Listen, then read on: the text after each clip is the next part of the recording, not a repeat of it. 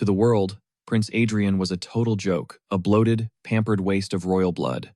But a brush with death flipped his script forever. No more royal meltdowns. He traded his spoiled life for a brutal grind, even though his core was practically a mana graveyard. He forged a mana heart through sheer willpower, tearing muscle and shredding his palms until the sword became an extension of his soul. His uncle, Vale, spat on his efforts, calling him a hopeless cause. But Adrian? He stood his ground like an unmovable mountain. Pushed to his limit, Adrian dropped a high-stakes wager. Give him 6 months, and he would finally prove his worth to the throne. He would force that recognition, or die trying. From that second on, his existence became a literal hell of iron and sweat. Days blurred into a cycle of agony and combat. He was no longer just training. He was honing his spirit into a lethal blade. The pathetic, bloated prince the kingdom laughed at was gone. Now, it was time for the ultimate moment of truth. Adrian stepped onto the field against Vale, who scoffed, vowing to humiliate the boy using only a single mana ring. The duel ignited. Vale danced around Adrian's strikes with effortless grace, practically begging the boy to show him something real. That's when the atmosphere shifted. Adrian ignited his martial spirit, funneling every ounce of energy through his newly forged mana heart. He tapped into the forbidden dragon-slaying chi. His veins screamed under the pressure, but his aura erupted into a blinding storm of power. The pressure was suffocating. Vale's smug expression crumbled as he struggled to deflect the sheer weight of Adrian's overwhelming onslaught. One ring wasn't enough. Desperate to survive Adrian's earth-shattering strike, Vale instinctively unleashed all 4 rings just to stay standing. Snap! Vale's blade shattered like glass. Adrian was sent flying by the impact, but the damage was already done. Vale had broken his own vow. A mere failure had forced a legendary quad-chain knight to fight for his life. By the laws of the wager, Adrian claimed victory. But here is the kicker. This wasn't the Adrian everyone knew. This whole saga actually starts with a soul, reincarnated as a legendary blade, a weapon that had birthed heroes for generations. He turned ordinary men into myths. Among them was a young warrior he truly respected, his greatest comrade in arms, a country boy with nothing but grit named Leonberg. Together, they became an unstoppable force of nature that changed the world. They carved their names into history, achieving impossible feats across 1,000 blood-soaked battlefields. Their legend peaked during a suicidal clash against a colossal, terrifying gray dragon that threatened to consume everything. Leonberg was on the brink of death, crushed by the beast's might, but his sword's presence gave him the strength to stand. With a wild, predatory grin, he unleashed a monstrous aura, calling the sentient blade his only true friend in this world. He lunged like a lightning bolt, raining down a flurry of fatal strikes that tore through the dragon's impenetrable scales. The beast fell. Leonberg rose as a king, and the legend of the divine sword Gruhorn was born and passed down. The blade was protected by his comrades until finally, Gruhorn entered a deep, centuries-long slumber to recover his power. Suddenly, a violent shaking jolted him awake. He opened his eyes to see a greasy, obnoxious brat manhandling his legendary hilt. This arrogant royal claimed he was the new master. Even as the guards begged him to stop, the prince refused to listen. This holy relic was for kings only, but this kid didn't give a damn. Gruhorn was absolutely disgusted by the sight. Watching this human marshmallow swing him around was agonizing. Gruhorn decided to scan the brat's pathetic and embarrassing stats. Using his divine authority, he saw the truth. This was Adrian Leonberg, and his stats were a total, unmitigated disaster. But that name, Leonberg, this clown was actually the descendant of his legendary comrade. Gruhorn was speechlessly horrified. How could the blood of the great sword saint produce such a bottom-tier failure? It made zero sense to the ancient blade. Adrian kept yapping about how the nobility would finally kiss his boots once they saw him with the legendary weapon. With a high-pitched, pathetic shriek, he demanded that Gruhorn grant him his divine power to rule the kingdom. There was no way Gruhorn was helping this loser, but the prince kept flailing him around like a total maniac. When the guards reminded him that drawing a blade in the palace was a crime, the prince absolutely lost his mind. He chased them down, screaming threats while swinging the massive sword around like a complete and utter amateur. Then, karma hit. He tripped over his own feet and clumsily fell right onto the blade, impaling himself like a fool. Chaos erupted. The staff screamed in terror as they watched their useless prince bleed out on the cold stone floor. With a giant sword buried in his gut, Adrian was fading fast. A panicked maid scrambled to find the royal physician. Gruhorn felt his own vision dimming. He couldn't believe his legendary existence was ending because of this idiot's stupidity. Adrian was nothing but a greedy, talentless pig, a dark stain on the royal family's once noble reputation. He was a dark omen for the kingdom's future, and it didn't take long for the scandalous rumors to spread everywhere. Shockwaves ripple through the palace as news of the stabbing breaks. Miraculously, he survives, leaving the staff absolutely floored by his resilience. The usual temper tantrums have vanished, replaced by an eerie silence. The maids suspect he's just lying low to stay out of trouble. They're convinced he's just traumatized, betting he'll revert to his toxic self eventually. Little do they know, a storm is brewing. The original Adrian is dead. In his place, the legendary Gruhorn now pilots his body. Later, the reborn prince remains secluded in his chambers. A servant arrives, ordering him to prepare for the king's grand entrance. Adrian merely scoffs, completely unbothered by his father's presence. He points out that the king never checked on his dying son.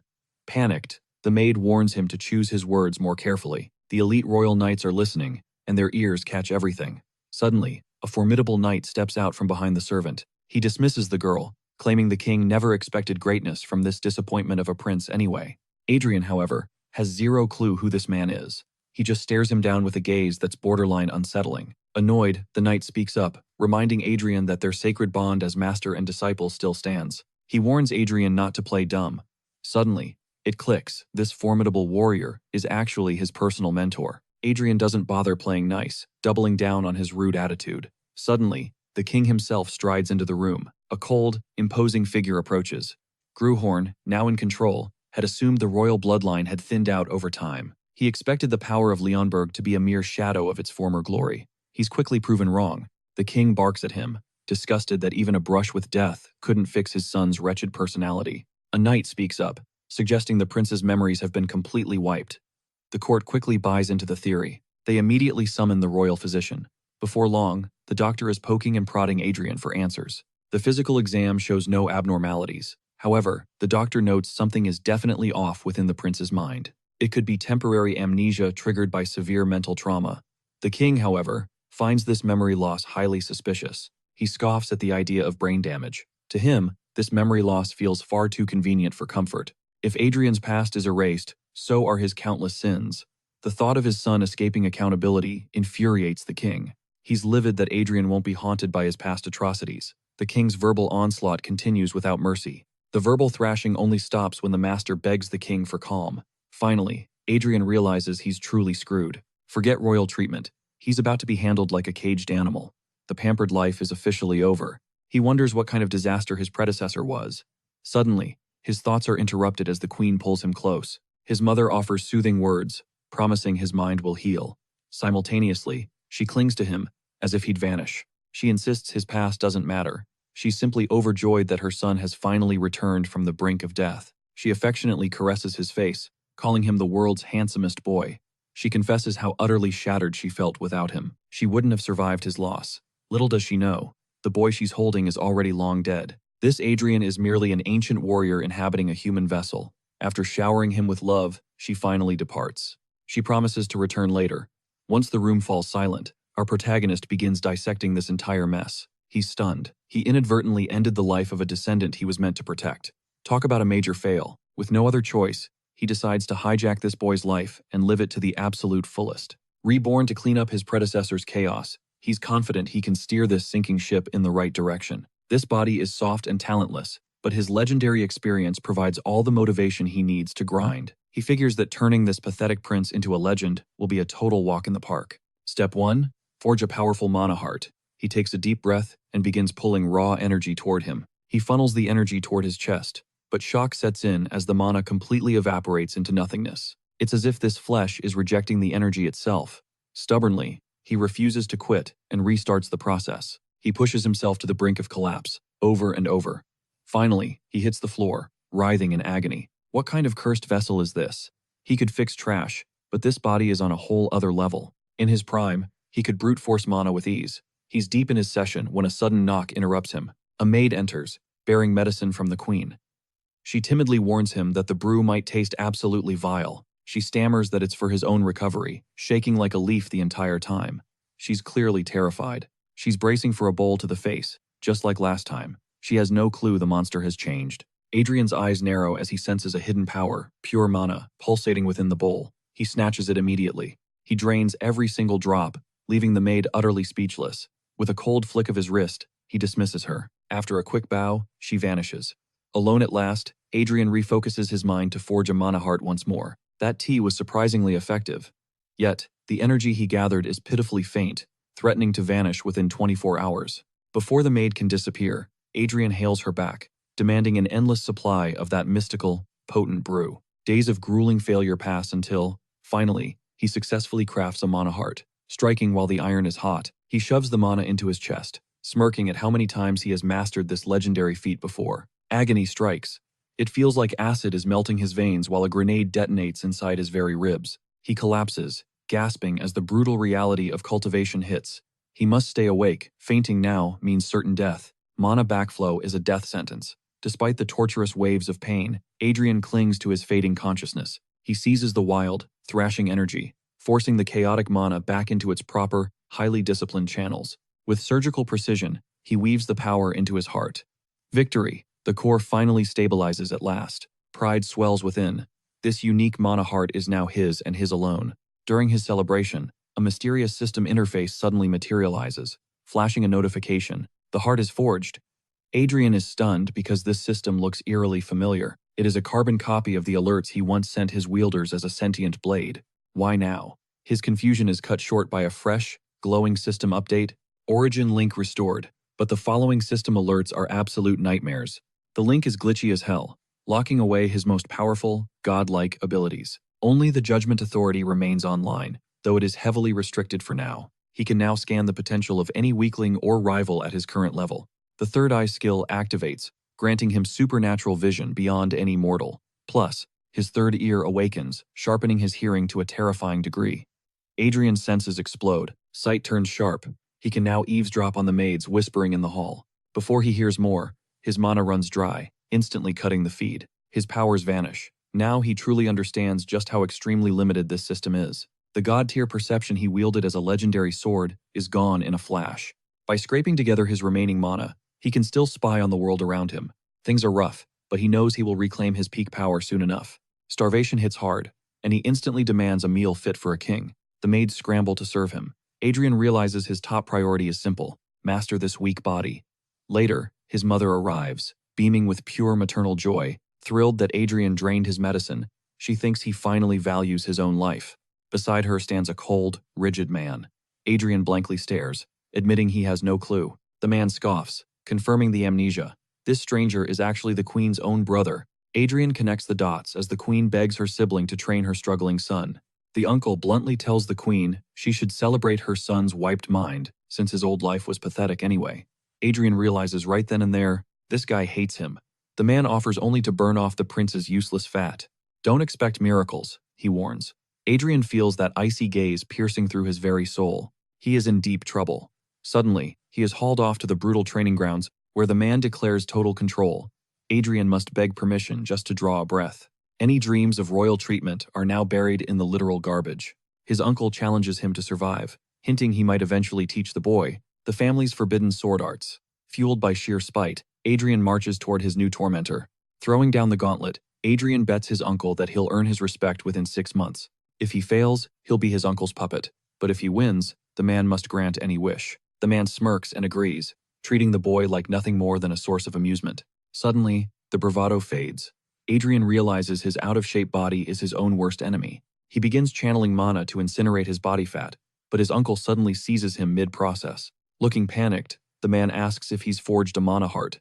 Adrian proudly boasts he has. He mocks his uncle, asking if he's already getting cold feet about their little wager. However, the vibe shifts instantly as his uncle's voice becomes dangerously low and annoying. He demands to know where Adrian learned such a forbidden, broken method of gathering power. Adrian is stunned until his uncle drops a bombshell. His technique is pure garbage. A mana heart is for low-tier mercenaries. Realizing his mistake, Adrian feels his blood turn ice cold. Refusing to believe it, Adrian barks back, demanding the man stop talking in riddles and show him. Accepting the challenge, the uncle begins manifesting raw mana around his fist. It glows in the shape of a ring. These mana chains are designed to crush mana hearts. He shatters the energy to prove his point, explaining that chains are far more stable. He reveals the Eli family went extinct a century ago because they stubbornly clung to outdated mana hearts. In this era, mana hearts are nothing but relics that nobody actually uses anymore.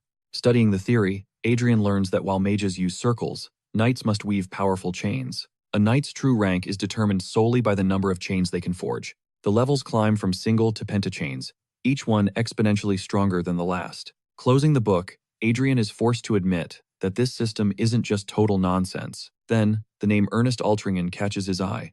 A memory from his past life suddenly flashes back. He remembers a comrade meeting Ernest, a self-proclaimed sword saint who challenged the kingdom. Ernest's style was a bizarre hybrid, neither pure magic nor traditional swordsmanship. He can't recall Ernest's end. By sunrise, he's back at training when his uncle approaches. The man asks if he finally understands how screwed he is after reading those texts. His uncle calls his choice a failure, but Adrian defiantly claims he made no mistake. The man sighs, wondering if the boy is just too thick-headed to grasp the situation. Adrian retorts that not all hearts are built the same, eyeing his uncle with intensity. He asks if the man understands what built different means. His uncle thinks he's delusional. He compares Adrian to wannabe heroes who end up as trash because they can't forge 2 rings. He dares Adrian to defeat a double-chain knight to earn the protection his mother wanted. Adrian taunts him back, questioning if his uncle is even qualified to be his protector. The jab hits home. The uncle's pride is wounded, and his expression turns terrifyingly cold. Losing his composure, he unleashes a suffocating aura that rattles the entire courtyard. He roars that he is a count and the legendary commander of the Northern Army. Boasting of his status, he reveals himself as the feared master of the Black Lancers. As his power runs wild, the guards are paralyzed with fear, unable to even breathe. His overwhelming dominance crushes the arena. He is a quad-chain knight, a master of 4 rings. At the peak of his aura, he declares his name, Vale Balarhard, a titan of war. After flexing his godlike power, he asks Adrian if he's finally satisfied with his strength. Vale retracts his pressure. The trembling guards immediately draw their blades, telling him to stop. Vale simply grins. Instead of cowering from the terrifying display, Adrian smiles right back. He tells his uncle not to back out now. Soon after, the real training begins. Adrian ends up face down in the dirt. Exhausted, he can't move, but Vale isn't finished yet. Sunrise hits, and Adrian barely drags himself out of bed. The terrifying reality finally sinks in. He was 1 foot in the grave last night. Vale's mockery echoes in his mind. The guy basically called him a dead man walking if he even tries to face a single chain knight. And a double chain? Forget about it. He enters his room only to find the royal physician chilling there, waiting for his arrival. Adrian demands an explanation for the intrusion. Turns out, the queen herself sent the doctor to patch up his broken body. Just as the physician prepares his healing magic, Adrian loses it. He lets out a sharp scream, completely shutting the whole thing down. He kicks the doc out, yelling at him to beat it. Healing now would literally flush all his hard-earned physical progress down the drain. Later, while Adrian is deep in his grind, his brother suddenly barges in. Adrian just stares back, totally clueless about who this guy is. His guard, Carl, remembers the prince has total amnesia regarding his family. He leans in to drop some essential lore. "That's the 3rd prince," Carl whispers. The guy struts over, acting all concerned about Adrian's little accident. He's actually disappointed Adrian looks so healthy. Adrian brushes off the shade, bluntly asking why he's even there. Inside, the 3rd prince is seething. How does this loser still have the nerve to act so high and mighty? Then, he drops the bombshell. He heard about the insane bet with Vale Adrian versus a lethal double-chain knight. With a snake-like grin, the prince makes his move. "How about you choose me as your opponent?" Adrian is just done. Hearing the challenge, he wonders why every single Leonberg descendant turned out to be a delusional clown. Carl warns him that this guy, Jillian, is no joke. He's been a sword-fighting prodigy since he could crawl. He's a certified beast. Gillian wove 2 mana rings at just 14 years old. His speed is on a different level. Suddenly, a maid bursts in. She's carrying a literal mountain of mail that just arrived for Adrian. Adrian is suspicious. Why is he suddenly Mr. Popular with people who used to treat him like complete trash? He opens them and realizes the truth. Every single letter is a formal request to catch these hands in a duel. It's just a legal excuse for them to pummel him into the dirt. But instead of fear, Adrian flashes a wicked smirk. To them, he's just easy prey. He tells the maid to list every single name. He's definitely keeping receipts for later. Later at the training grounds, Vale doesn't hold back. He chucks a wooden sword right at Adrian's feet, like he's nothing. "Pick it up," Vale barks. He wants Adrian to show at least a shred of competence for their bet to even matter. He's not letting Adrian use lack of training as an excuse when he loses. Adrian reaches down for the blade. He grumbles about why the guy couldn't just hand it over. But as he tries to stand back up, his body betrays him. Agony rips through his muscles. Vale is stunned. He asks if the guy skipped out on the royal healing magic. Adrian looks him dead in the eye. As a high-ranking knight, Vale should know exactly why he refused the treatment.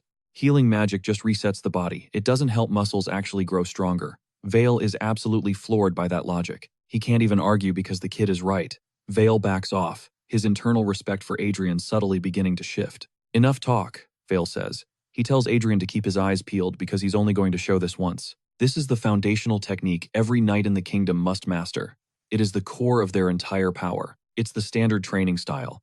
But in Vale's hands, the wooden sword moves with breathtaking, cinematic elegance. Each swing sends out ripples that command the air.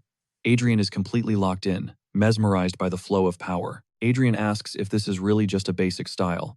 Vale misinterprets, thinking Adrian isn't impressed by the lack of flash. He explains that while it lacks a lethal edge, it's the most honest way to master the basics of the blade. Vale continues his lecture, breaking down the mechanics of what he considers a simple entry-level swordsmanship style. But then, Adrian just loses it. He bursts out laughing because he recognizes the moves. It's the legendary Dragon Slayer style. This is the god-tier art that literally decapitated the Mad Dragon, and yet, here it is, being taught to rookies.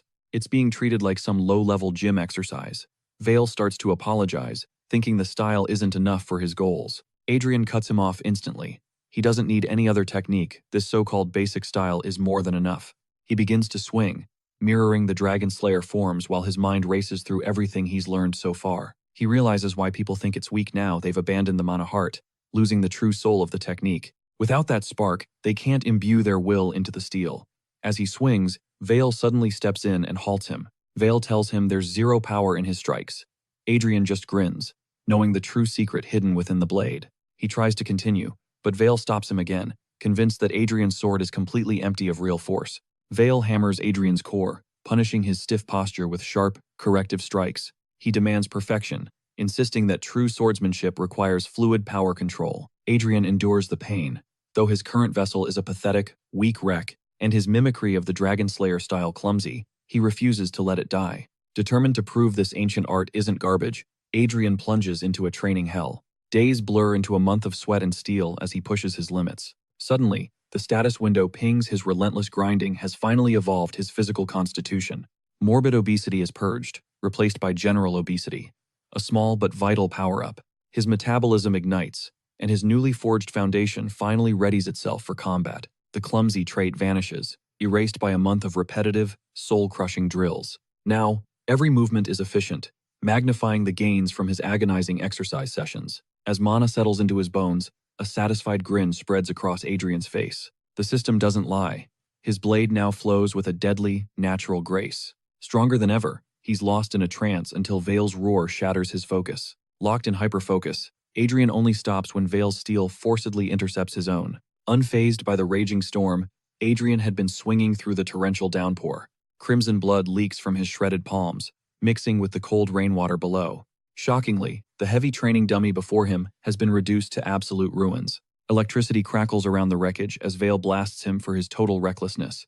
One wrong move with a metal blade, and lightning would have claimed his life. Silent and stoic, Adrian stares at his blisters until the system announces his awakening. His mind had touched the peak of concentration, branding that sensation into his soul. A new trait, hyperfocus, awakens. Despite the danger, a chilling smile appears. The reality of his near-death experience hits just as his consciousness finally fades away. Vale catches his collapsing frame. Later, Adrian stirs, feeling the weight of his limits. As a former swordmaster, his mind knows no bounds, yet this body is fragile. From a nameless hero to a kingdom's founder, he once dictated the flow of war. He was a god of the blade, guiding the very path of legendary heroes. Yet, back then, he was just a witness to his own power, swinging until collapse. Intoxicated by the grind, he realizes he's pushing this body toward a total breakdown. To survive, he must find a perfect balance between his iron will and flesh. With his mana heart stabilized, the next level of power is finally within reach. Drawing a deep breath, Adrian begins to circulate his accumulated energy to ascend. The status window confirms it. His persistent effort has officially triggered a physical overhaul. His mana heart expands, reshaping his constitution to harbor a surge of raw power. Wrapped in a brilliant blue aura, Adrian basks in the exhilarating rush of strength. "It's done," he mutters, gripping his sword to test his newfound lethality.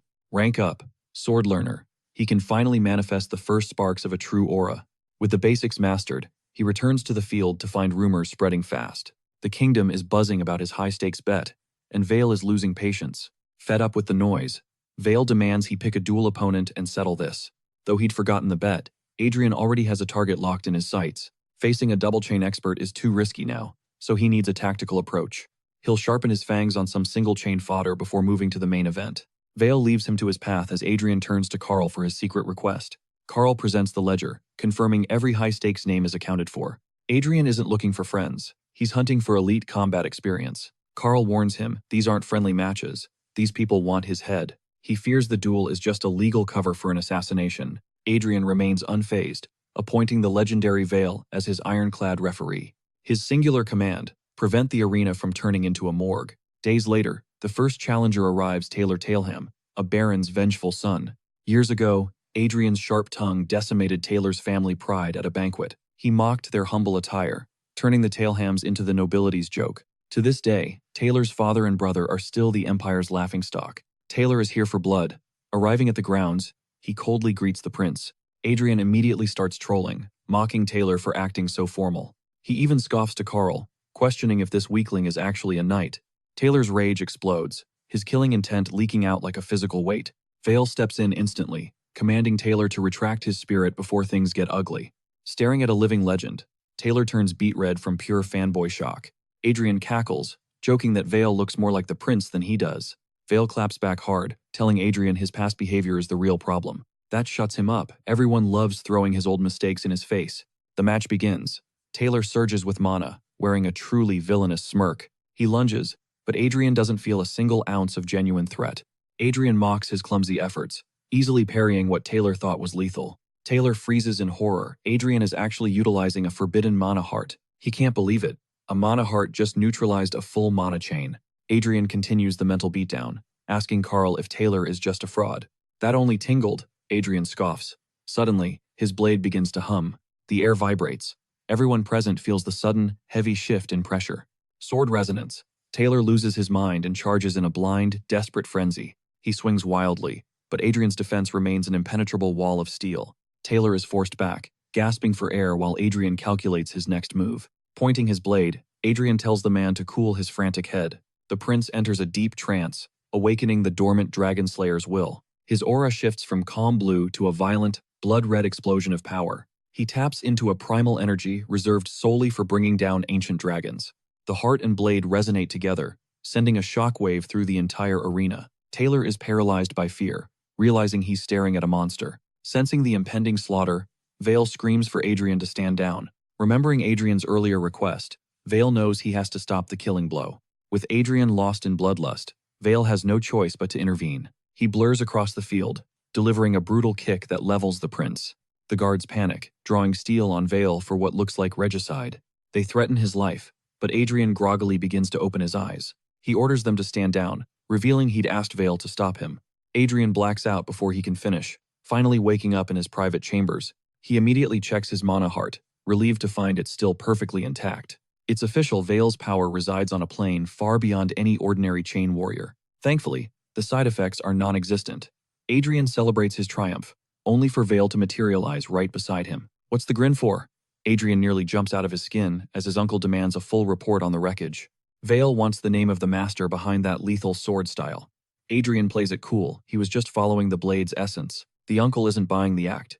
He knows Adrian hasn't tasted true battle yet. In his eyes, a boy who's never bled on a real battlefield shouldn't even speak of a sword's essence. Vale is shaken to find that Adrian's essence is pure, unadulterated killing intent, something dark and totally immoral. It's uncomfortable to witness, yet Vale admits violence is an unavoidable path. Adrian is stunned by the lack of a self-righteous lecture. No knight's honor speech here.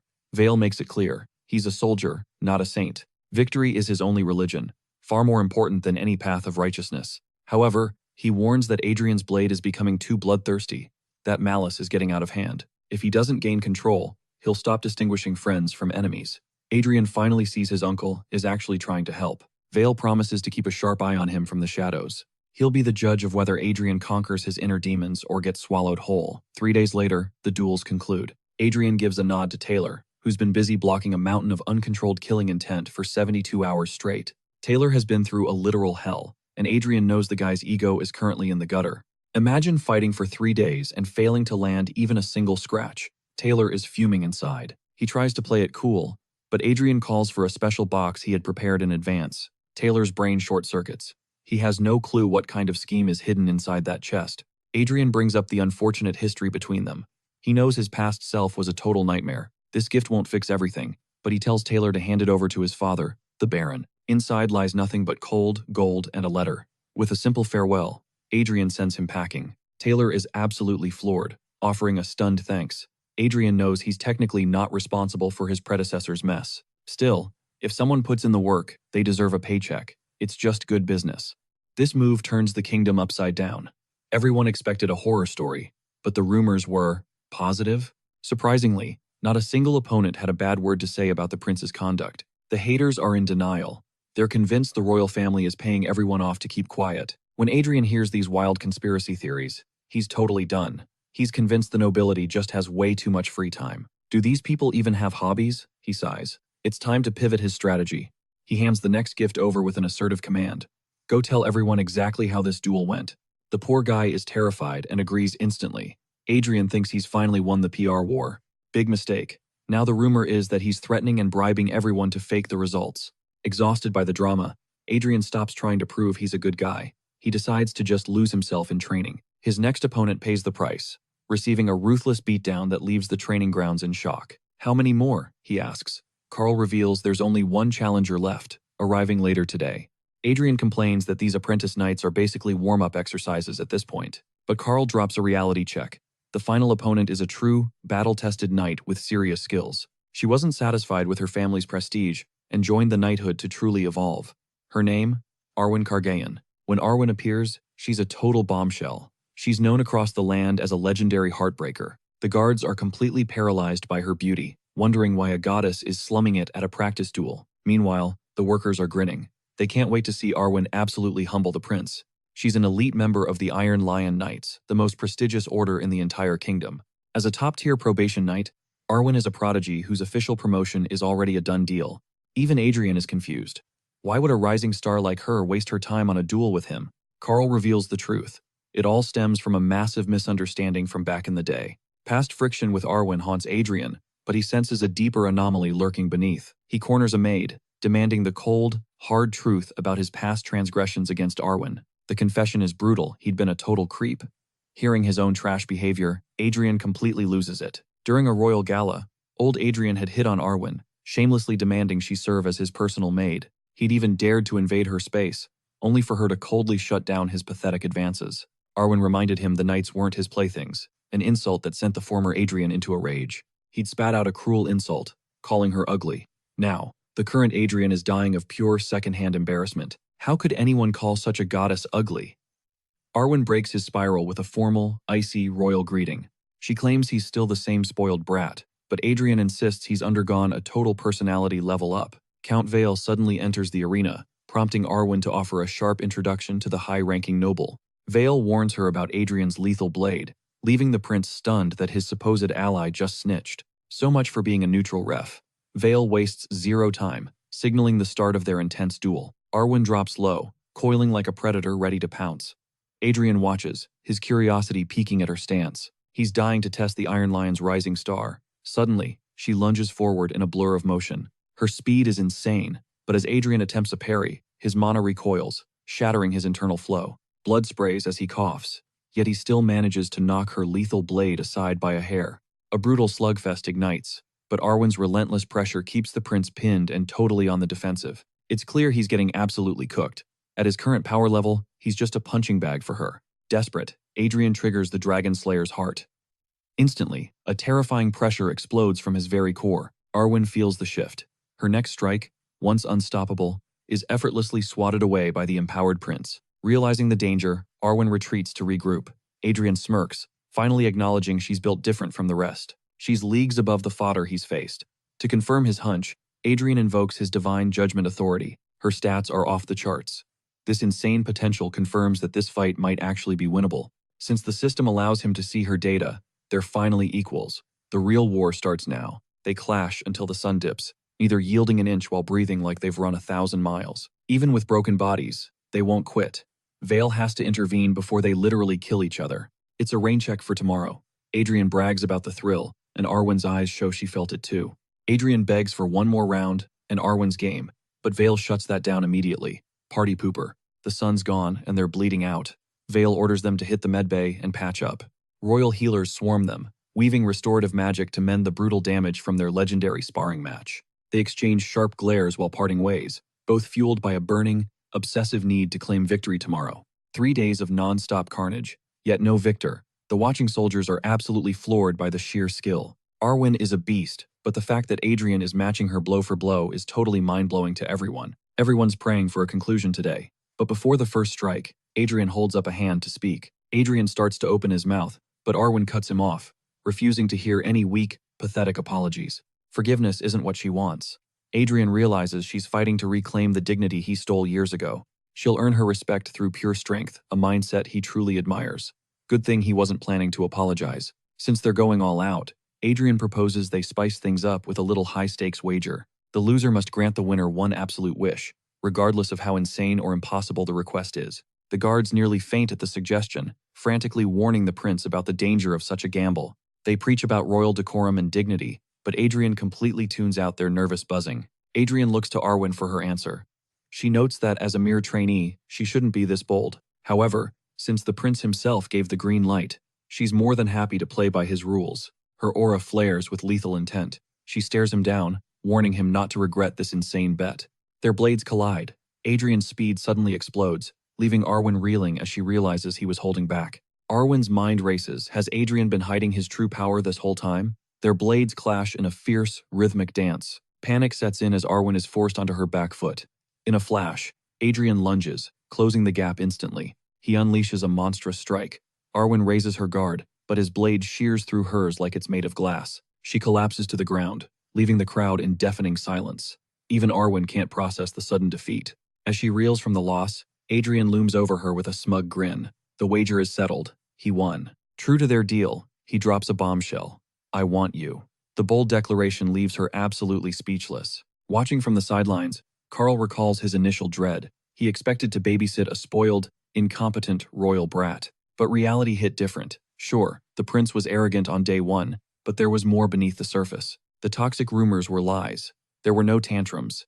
Instead, Adrian pushed his body to the limit every single day. He practiced with a haunting obsession. Carl was stunned when he saw the prince training amidst a raging downpour. Ignoring the lightning, Adrian nearly got struck, yet he never faltered. That's when Carl knew this man was different. He saw greatness in Adrian's future. But right now, he's reeling from the prince's outrageous demand to Arwin. The guards cringe in disgust, while Carl wears a grim expression. Did he seriously misread the prince's character? Arwin questions his motives, but Adrian's yes is unwavering. He reminds her she's just an unproven apprentice. She couldn't even beat a useless prince. Then, he pivots, claiming he's investing in her untapped future and potential. He doesn't want state-assigned guards like Carl. He craves a warrior who chooses to follow him by their own will. Simply put, he wants a loyal blade that answers only to him. Total, unwavering devotion. He had to secure her now. Having witnessed her raw talent, he wasn't about to let this opportunity slip away. Adrian drops the final offer. Become my knight. The request hits her like a physical blow, leaving her stunned. Overwhelmed, Arwin flashes back to a lifetime of disrespect. No one ever saw the warrior inside her. Growing up, that neglect fueled her. She ground twice as hard as any man just to be noticed. She crushed every apprentice in her path, yet the title of knight remained cruelly out of her reach. Now, this prince sees her worth. She's frozen, desperately searching his eyes to see if he's actually for real. Arwin demands a single, sacred vow. Treat her as a true knight. Nothing more and nothing less. Discard the gender, focus on the steel. If he agrees, her life is his. Adrian locks eyes and seals the pact. Arwin drops to one knee, offering her soul and steel to the prince, in a profound display of loyalty. She pledges her life and blade to his cause, leaving Vale watching in utter, slack-jawed silence. Adrian rests his cold steel on her shoulder, officially knighting the woman everyone else had overlooked. News spreads like wildfire. The nobility is shook. They can't believe the prideful Arwin actually bent the knee. She had spurned all their previous offers, leading high society to suspect a scandalous secret between them. They whisper that the knightly oath is just a facade for the prince to take Arwin as his lover. The mistress rumors reach Adrian's ears, and he facepalms in pure, unadulterated frustration. Is he the villain now? He feels like the grand commander of all scumbags on the face of the earth. Sensing the prince's stress, Carl brings up that fateful conversation from the day of the duel, about wanting a guard who isn't forced to be there. Adrian smirks, asking Carl if that truth stings. Would Carl abandon him the moment the king gave the order? Adrian can't help but tease the stoic guard. He tells Carl to wait his turn, but Carl immediately offers his own oath of loyalty. Talk about eager. Adrian rejects him instantly. Where's the fun in training an old dog? Carl lets out a nervous, awkward laugh. Carl thinks it's a joke, but Adrian's dead serious. Soon, a royal messenger arrives with a life-changing decree. His probation is officially over. Adrian is stunned. He didn't expect to be off the hook this early, especially since the king seemed ready to rot him in a dungeon forever. Adrian vents his confusion aloud. What is the old man planning? Carl asks if he's at least happy to finally be a free man. Adrian shrugs it off. Being free doesn't matter much when he's still stuck within these palace walls. He has zero friends and nowhere to go. Suddenly, a maid interrupts his sulking with a mysterious delivery. An invitation for the prince. He opens it to find a summons to an exclusive, high-stakes social club, the Young Lords. When the maid brings up this exclusive club, Adrian's first thought is this place actually legit or just shady? She hints that for someone like her, it's just a playground where nobles mess around. Adrian immediately catches the vibe. It's a typical trashy booze and girls fest. Bored already, Adrian decides he's got way better things to do than attend. But then, his eyes lock onto an invitation from a supposed friend named Bernardo, a member of the Eli family. That name, Eli, rings a bell deep in his mind. Then it clicks. He remembers Vale's stories. The Ellis were monoheart geniuses who went bankrupt chasing perfection. Suddenly, Adrian's interest is piqued. Change of plans, he tells the maid. Looks like I'm going. She immediately moves to get him ready. Inside, Adrian just hopes the family hasn't completely hit rock bottom yet. Fast forward 4 months have vanished. The trash prince is dead. Thanks to a hellish workout routine, his transformation is nothing short of miraculous. His stylist is literally speechless. The dude is a total smoke show now. Adrian plays it cool, acting like it's no big deal. But the stylist insists he's literally half the man he used to be. The glow-up is legendary. Adrian orders a custom fit for the upcoming palace banquet, and the stylist is hyped to dress a masterpiece.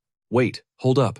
Pause that plan, Adrian warns. My measurements are going to keep changing. No slowing down now. With his probation finally lifted, Adrian heads out to face the elite social club he was invited to. Riding in the carriage, the prince's life is already feeling like a drag. He turns his gaze to his constant shadow, his maid. He spots a jagged scar on her skin and asks where it came from. Her answer makes his blood run cold. She calls it a mark of her incompetence. Real talk, the old, trashy Adrian was the one who hurt her. He's absolutely disgusted. Every time he digs into his past life, he finds more horrific skeletons in the closet. Then it hits him. He's lived with this girl for months and doesn't even know her name. Adelia Byron, she replies. The name echoes in his head like a thunderclap. Byron. He knows that name from the history books. Back before kingdoms even existed, humans were bottom-tier prey. We were the weakest, easily hunted and slaughtered.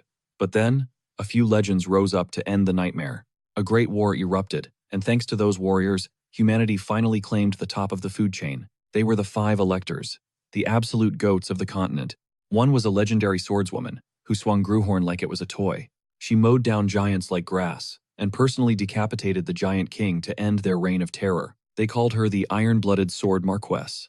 Her real name? Agnes Byron. Remembering Agnes, Adrian can almost hear her foul-mouthed battlefield rants. But there's a bigger question here. How did a descendant of a literal goddess of war end up as a common maid?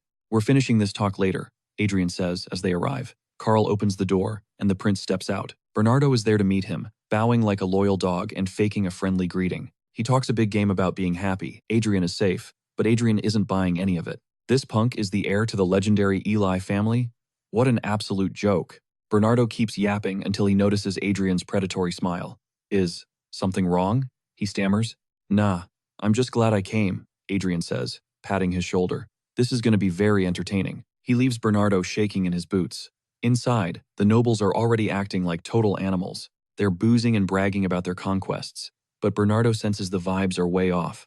The old Adrian would be acting like a drunk fool by now. This new one? His aura is sharp and lethal. Some random noble approaches, mocking Adrian about claiming Arwin. Adrian stays silent, letting the trash talk. I was just a second too late, the guy sneers. I've had my eyes on her for a while. The rest of the room joins in, talking about Arwin like she's just a trophy to be won. One dude gets even cruder, wondering what she's hiding under that armor. Adrian has heard enough. He turns to the guy with a chilling look. You got any brothers at home? The noble is confused by the random question. Yeah, a younger one. Why? Adrian smirks. Good for him. Before the guy can even blink, Adrian's fist explodes against his face, sending the trash straight to the floor. He hacks up his drink as a wave of pure terror washes over the room. Even Bernardo stands there, completely blindsided. Adrian looms over the man, casually noting that it's a blessing his bloodline has already been secured. Without a shred of mercy, Adrian brings his boot down, right on the guy's crown jewels. He shatters them instantly, sparking a blood-curdling scream that echoes through the hall. Coldly, Adrian declares that, starting now, his little brother is the new heir. He then proceeds to pummel the man as the crowd watches in absolute dread. Gasping for air, the broken man begs to know why. Adrian doesn't hold back his answer. He might endure being called garbage, but he refuses to let anyone think they're actually right about him. The onlookers are baffled by his logic, but Adrian just doubles down on the beatdown. One final punch sends the guy airborne. Adrian then summons Bernardo, who drops to his knees without hesitation.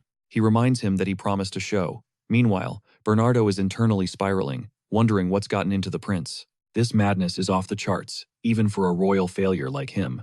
Then, Adrian barks an order. Summon the royal knights. After a split second of doubt, Bernardo snaps to attention and bolts to carry out the prince's will. With Bernardo gone, Adrian dismisses the women. Seeing a chance, one of the noble brats tries to slip out with them. Adrian cuts him off, reminding him that only the ladies have his permission to exit. He adds that the guy can leave, but he won't be walking out with his manhood intact. The noble freezes. Traumatized by the earlier crushing blow, he starts to panic. Adrian mocks the entire group for their sheer audacity. Not a single one knelt for royalty, showing zero respect while openly sneering at him. They were basically begging for trouble. After they insulted his knight, Adrian turns to Carl and asks what the legal penalty is for such insolence. Carl steps in, explaining that belittling a member of the royal family is a grave offense. It's officially an act of lèse-majesté. Hearing this, the nobles turn pale, paralyzed by pure dread. They're cooked. To make matters worse, Carl notes that challenging royal authority is essentially a one-way ticket to a treason charge. They've committed treason. Carl awaits the signal, asking the prince exactly who needs to be forced into submission. Wearing a chilling smirk, Adrian gives the word. Put every single one of them on their knees. Later, the king summons Adrian to the throne room, furious that his son managed to cause chaos so quickly. With his probation barely over, the king roars that 14 noble heirs have been thrown behind bars. By escalating their petty insults into major crimes, Adrian has put the king in a massive bind. Adrian's move forces the crown to punish them, but the political fallout from the nobility will be devastating. With 14 powerful families involved, Adrian easily reads the king's mounting anxiety. He scoffs at the backlash, pointing out that these heirs are actually the black sheep of their clans. They're just useless trash that their own families would love to throw away to save their reputations. Adrian suggests sending a letter. The king is confused, but Adrian knows his father understands the hidden move. There are certain people who can silence the drama within those families better than anyone. It's the siblings who are next in line for those titles. Adrian sports a wicked grin. He asks his father if he's wrong. Stunned by the ruthless logic, the king simply tells him to get out. Adrian gleefully obeys, knowing he's completely checkmated the conversation. Later, he finds Adelia, who is shaking like a leaf the moment the prince comes into view. He tries to reassure her, but her terror is bone deep. Adrian realizes just how badly the old him broke her. She's clearly been through hell thanks to his past self's cruelty. But then, he notices something. It's shocking that Agnes has been forgotten. Her legendary history and god-tier arts have been completely wiped from existence. The Byron family's once mighty pride has vanished without a trace. But the real shocker comes next. Adrian pulls up Adelia's stats and freezes she possesses a staggering SA-rank talent for the sword. With A-rank mana sensitivity, she also carries traits like Butcher, War Maniac, and Fragile Heart. Throw in the caregiver and slave mentality traits, and Adrian is looking at an overpowered, terrifying monster. The Butcher trait triggers a bloodlust frenzy, while War Maniac turns her into a battle-crazed goddess. She's obsessed with combat, but the slave mentality makes her completely dependent on others. Adrian's jaw drops. Adelia's raw talent is absolutely god-tier. But there's a catch. She lacks any trait to restrain her looming insanity. Now Adrian's torn. Is unleashing this ticking time bomb on the world a mistake? Moments later, the decision is made. He simply can't walk away. Letting an S-rank monster like her slip through his fingers is impossible. Plus, he spotted a specific trait he can definitely manipulate. The slave mentality, a twisted trait where serving a master brings pure euphoria. Stepping closer, Adrian demands her absolute, unwavering loyalty. Adelia's stunned. She can't wrap her head around his sudden, intense demand. He drops the bomb. She's to become his personal knight, starting right now. Collapsing to her knees, she trembles, doubting if she's worthy of the role. Adrian scoffs forget her status. He'll take full responsibility for her future. He'll protect her kin, but the price is her eternal, soul-bound loyalty. Simply put, if she can't suppress her inner demons, he'll do it for her. Hope flickers in her eyes. Will you truly safeguard my family? She whispers. Absolutely. He even promises to bring them straight to the capital. Reassured, a smile breaks across her face. She'll follow his lead. No more doubts. She pledges her life, accepting him as her one true master. Her entire existence belongs to him now. Adrian smirks, satisfied with his prize. He rests a hand on her head, commanding absolute, unconditional obedience. She flushes crimson while agreeing, yet a flicker of doubt crosses Adrian's mind. Overnight, the gossip mill explodes. Adrian's been making some suspicious moves lately. The headline? He just promoted a lowly maid to be his personal knight. Naturally, the noble snakes assume he's just building a private harem. Adrian's speechless. Why are these people suddenly obsessed with his every move? One personal night later, and now everyone wants his head on a platter. Even the king suspects he's just chasing skirts. The entire palace is buzzing. Even his mother pays a visit, only to side with the critics. The queen decides his foolish behavior stems from needing a wife immediately. Adrian's floored, but his mother shuts him down with a shout and vanishes. Later, Adrian summons Adelia. It's finally time for her to awaken her mana. Memories of Agnes remain vivid in his mind, though the world's forgotten her. Channeling energy into his palms, he forces the mana into her very soul. System alert. Mana imprint successful. The energy takes root within her. A mana heart forms. Adelia gazes at the swirling energy in pure disbelief. You've forged your mana heart, Adrian pants. Now, don't stop practicing. Before the words even land, his strength fails, and he hits the floor. Adelia freaks out, but Adrian's just annoyed by his own pathetic stamina. One small mana heart drained him completely. He just needs a damn nap. She's deeply moved. Her master pushed himself to the brink just for her. He dismisses her, but catches a strange, intense glint in her eyes. Suddenly, she bows low, vowing to be his eternal, loyal shadow. Pleased, Adrian reminds her, never forget who holds your leash. Days later, Carl argues that since Bernardo's a witness, royalty shouldn't interfere. While she's cleaning, Adrian asks if her mana heart's stable. She nods affirmatively. Adrian makes it official. Adelia's training starts right now. He orders her to drop the cleaning supplies, change, and meet him at the grounds immediately. Her maid days are over. She's a knight now, a decision Vale immediately challenges. To settle the debate, Adrian bluntly reminds Vale that Adelia is officially his personal knight. This triggers Vale, who rants that knighthood isn't a game and calls Adrian's choice reckless. But Adrian is done with the old man poking his nose into private business. He snaps back, asking why Vale even hangs around if he hates what he sees. Their heated argument is cut short when a breathless Adelia finishes her 10 grueling laps. Sensing the tension, Adelia nervously apologizes, fearing she's the cause of their fallout. Adrian dismisses her fears, ready to teach her the foundation of his swordsmanship that day. With a sharp movement, Adrian demonstrates the perfect stance and a series of powerful swings. Now it's her turn. Adelia grips her wooden sword with newfound, sharp determination. She enters the zone, flawlessly mimicking his technique to the utter disbelief of both men. After just one look, she asks if her form is right, leaving Adrian completely speechless. A chill runs down his spine. He realizes her slave mentality trait makes her a terrifying prodigy. She submits to strength, not kindness, and the former Trash Prince's cruelty still haunts her. Adrian panics, imagining the dark fate awaiting him if she surpasses his power too soon. Vale is already drooling over her talent, which immediately puts Adrian on high alert. Don't even think about stealing her, Adrian warns, while Vale just smirks at his nephew. Vale scoffs, reminding the novice Adrian that he's barely held a sword for a few months. The vibe shifts instantly as Vale unleashes a crushing aura to force Adrian into submission. Claiming Adrian can't handle her talent, he expects the boy to crumble like before. But the old Adrian is dead. He stares back, unyielding against the suffocating pressure. He roars that only he can lead her, having consumed the blood of countless legends. Suddenly, Gruhorn's soul awakens. A violent red aura erupts around Adrian as he stands his ground. She's mine, he growls, warning Vale never to covet what belongs to the prince. The world turns cold as Gruhorn's dark essence threatens to swallow Adrian's weak vessel. With sheer willpower, he forces the soul back into the abyss and regains control. Vale explains that one knight saves 10 men, but a legend saves 100.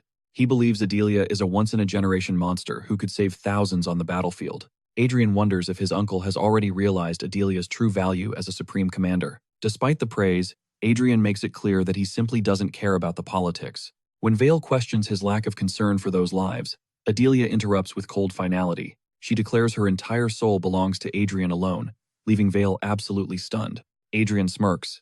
Using Gruhorn's aura was the right move to trigger her absolute submission. Seeing she's made her choice, Adrian asks if the old man has anything left to teach. His weight loss goal is finished, meaning their initial deal is officially over. He warns Vale to stop meddling or lose his palace visiting rights, and Vale reluctantly agrees. Vale keeps visiting just to watch Adelia, though he's forced to keep his mouth shut. Adrian loves seeing his arrogant uncle humbled, while Adelia pushes herself to the limit. Suddenly, Adelia achieves sword resonance. Adrian claps, but low-key fears her rapid growth. At this rate, she'll eclipse him in weeks.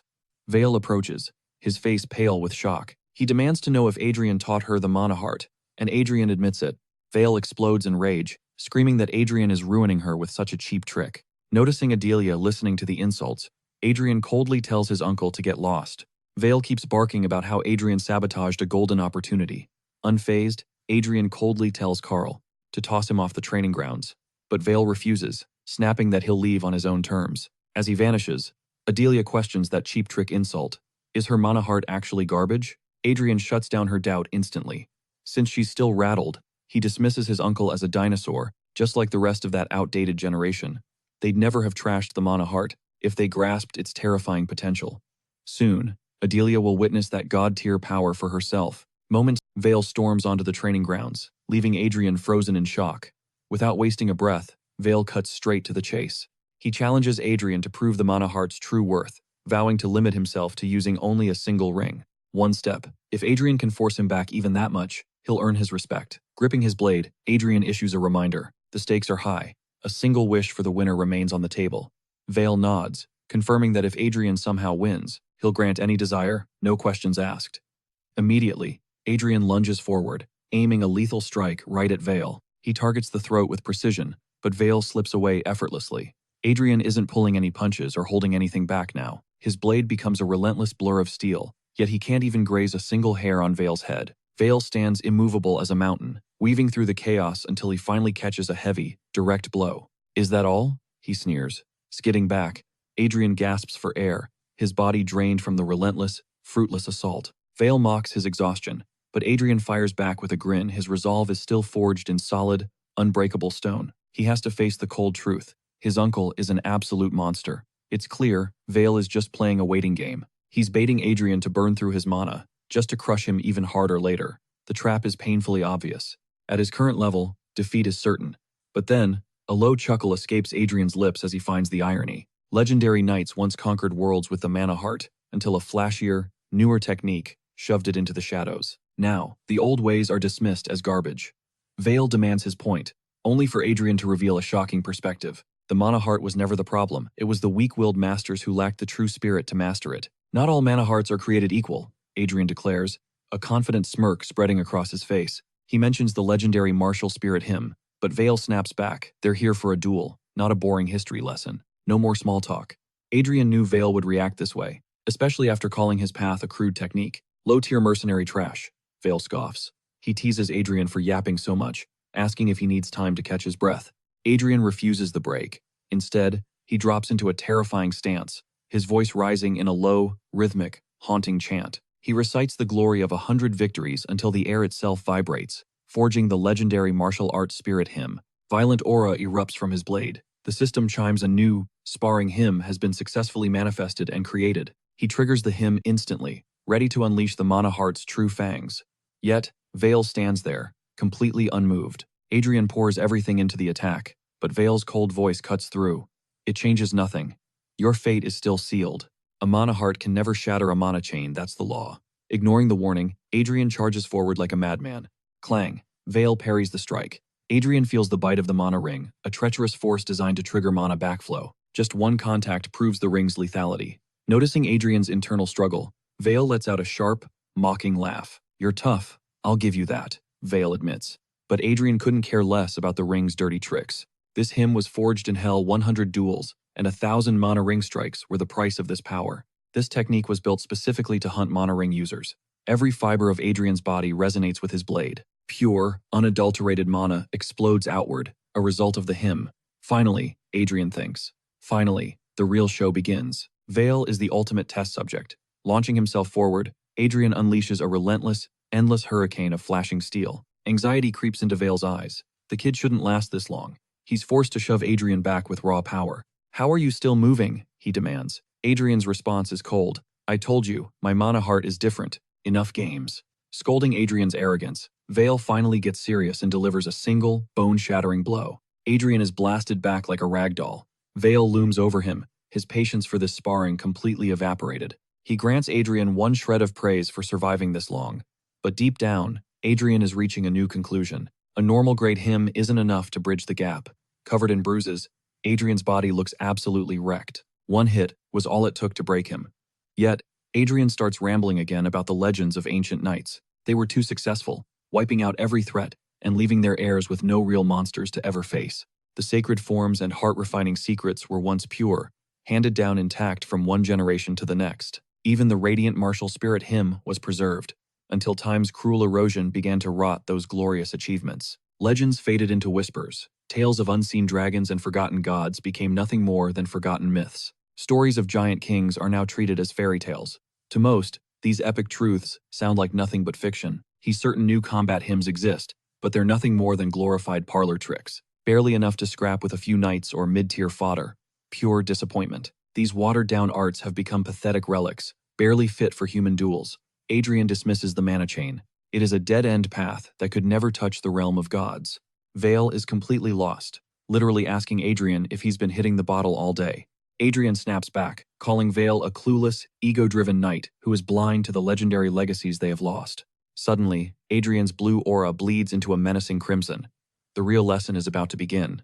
Power surges through Adrian's veins as he prepares to unleash a technique from the Forgotten Ages.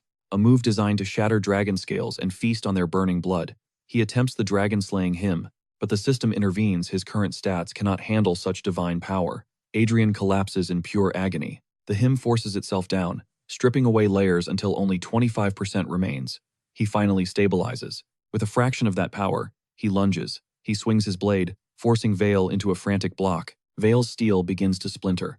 Realizing he is about to be crushed, the knight makes a desperate, high-stakes gamble. A massive explosion rocks the arena, parrying the strike but blasting Adrian back into the distance. Adrian hits the dirt, eyes narrowing as the smoke clears. He catches Vale's blatant cheat immediately. Vale promised 1 ring, but he panicked and ignited 4. Even then, his sword was sliced clean in half. Technically, heart mana is weaker than ring mana, but in the heat of this clash, that did not matter. Adrian declares his victory, leaving a shell-shocked Vale speechless. Later, Adrian jerks awake from a nightmare. Sweat soaks his face as the realization hits. This is the brutal tax for hijacking the martial spirit hymn. Since the dragon-slaying hymn is basically a myth, his mortal body was nearly pulverized. Still, Adrian does not flinch. To him, the risk was totally worth it. He focuses his mana to evolve the hymn of sparring. Moments later, the system chimes success. A smirk plays on his lips. This should be enough to humble the third prince, Jillian. Adelia bursts in, her face flooding with relief now that Adrian is finally back from the brink. She explains the absolute madness that followed his collapse, especially with the queen going nuclear on her brother. Adrian brushes it off with cold indifference. In his eyes, they probably deserved every bit of it. Adelia mentions that Vale is hovering, waiting for the exact second Adrian opens his eyes. He has questions, but Adrian shuts it down. He needs silence. Pushing his damaged spirit any further would be suicide. Overusing that forbidden hymn has left his soul fractured and dangerously unstable. Recovery is his only priority now. Failing means his current life and past memories will bleed together into a chaotic, mental nightmare. The wall of reality would crumble, turning him into a hollow madman trapped inside a shattered, lonely world, condemned to repeat the blood-stained echoes of his martial spirits forever. It is a terrifying fate. A cold shiver runs down his spine. He finally became human. He cannot go back to being a sword's ghost. Later, Adrian tells Adelia about the legendary Agnes. She was a powerhouse, and her legacy is Adelia's to inherit. But there is a catch. She needs to evolve significantly to even dream of filling those shoes. Adrian stares her down, asking what her true goal is with the blade. Adelia fumbles for words before finding her resolve. If she earns the title of knight, she will be his sword. Adrian is floored. The most legendary hymns in history all began with a vow just like this. Her aura flares, filling the room as she swears her total devotion to Adrian's cause. The system pings. Adelia has just manifested the extremely rare hymn of subordination. It is a game changer. Adrian is stunned, as he literally holds the manifestation of her loyalty in his very palms. It is breathtaking. A martial hymn this powerful resonates with others, triggering the birth of a brand new hymn of domination. This is not just service, it is a soul-binding oath that chains their destinies together through the martial spirit. Adrian cannot believe it. Who knew Agnes's descendant would possess such a hidden, intense power? A cold smirk returns. This unexpected boost was exactly what he needed for his next move.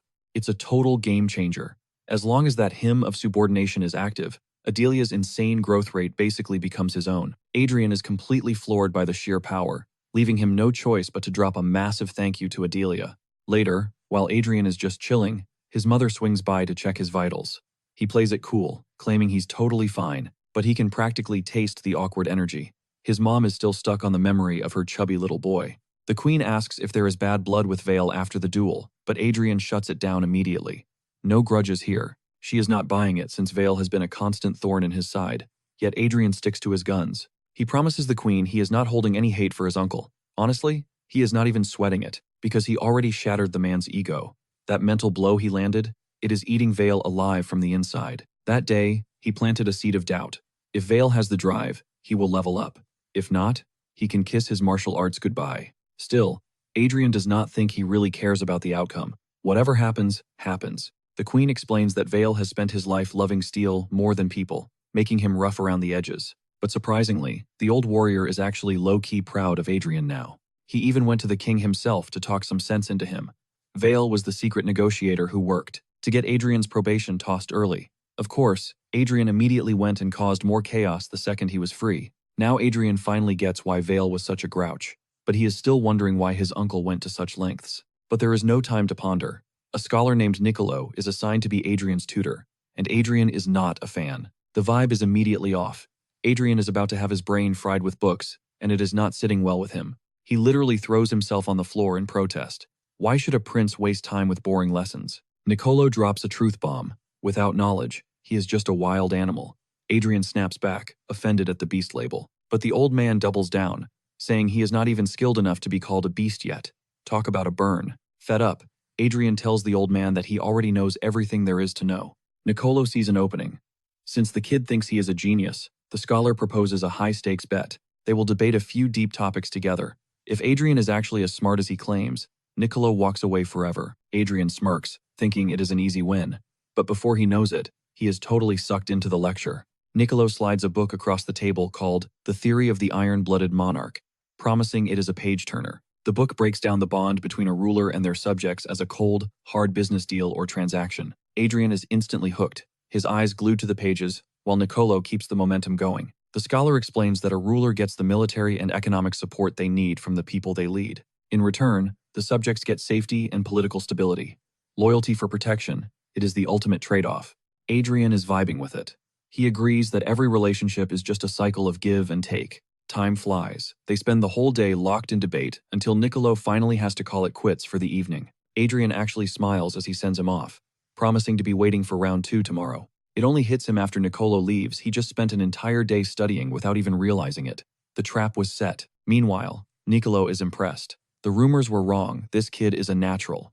Days later, Adrian is back to rotting in bed. He is complaining about the soul-crushing boredom, while Carl just stands there, totally helpless. Maybe he has been too much of a tryhard lately?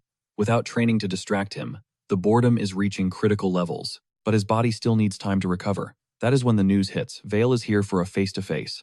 Adrian already knew this was coming. It has been a few days since their legendary duel, after all. When Vale walks in, he looks like a total wreck.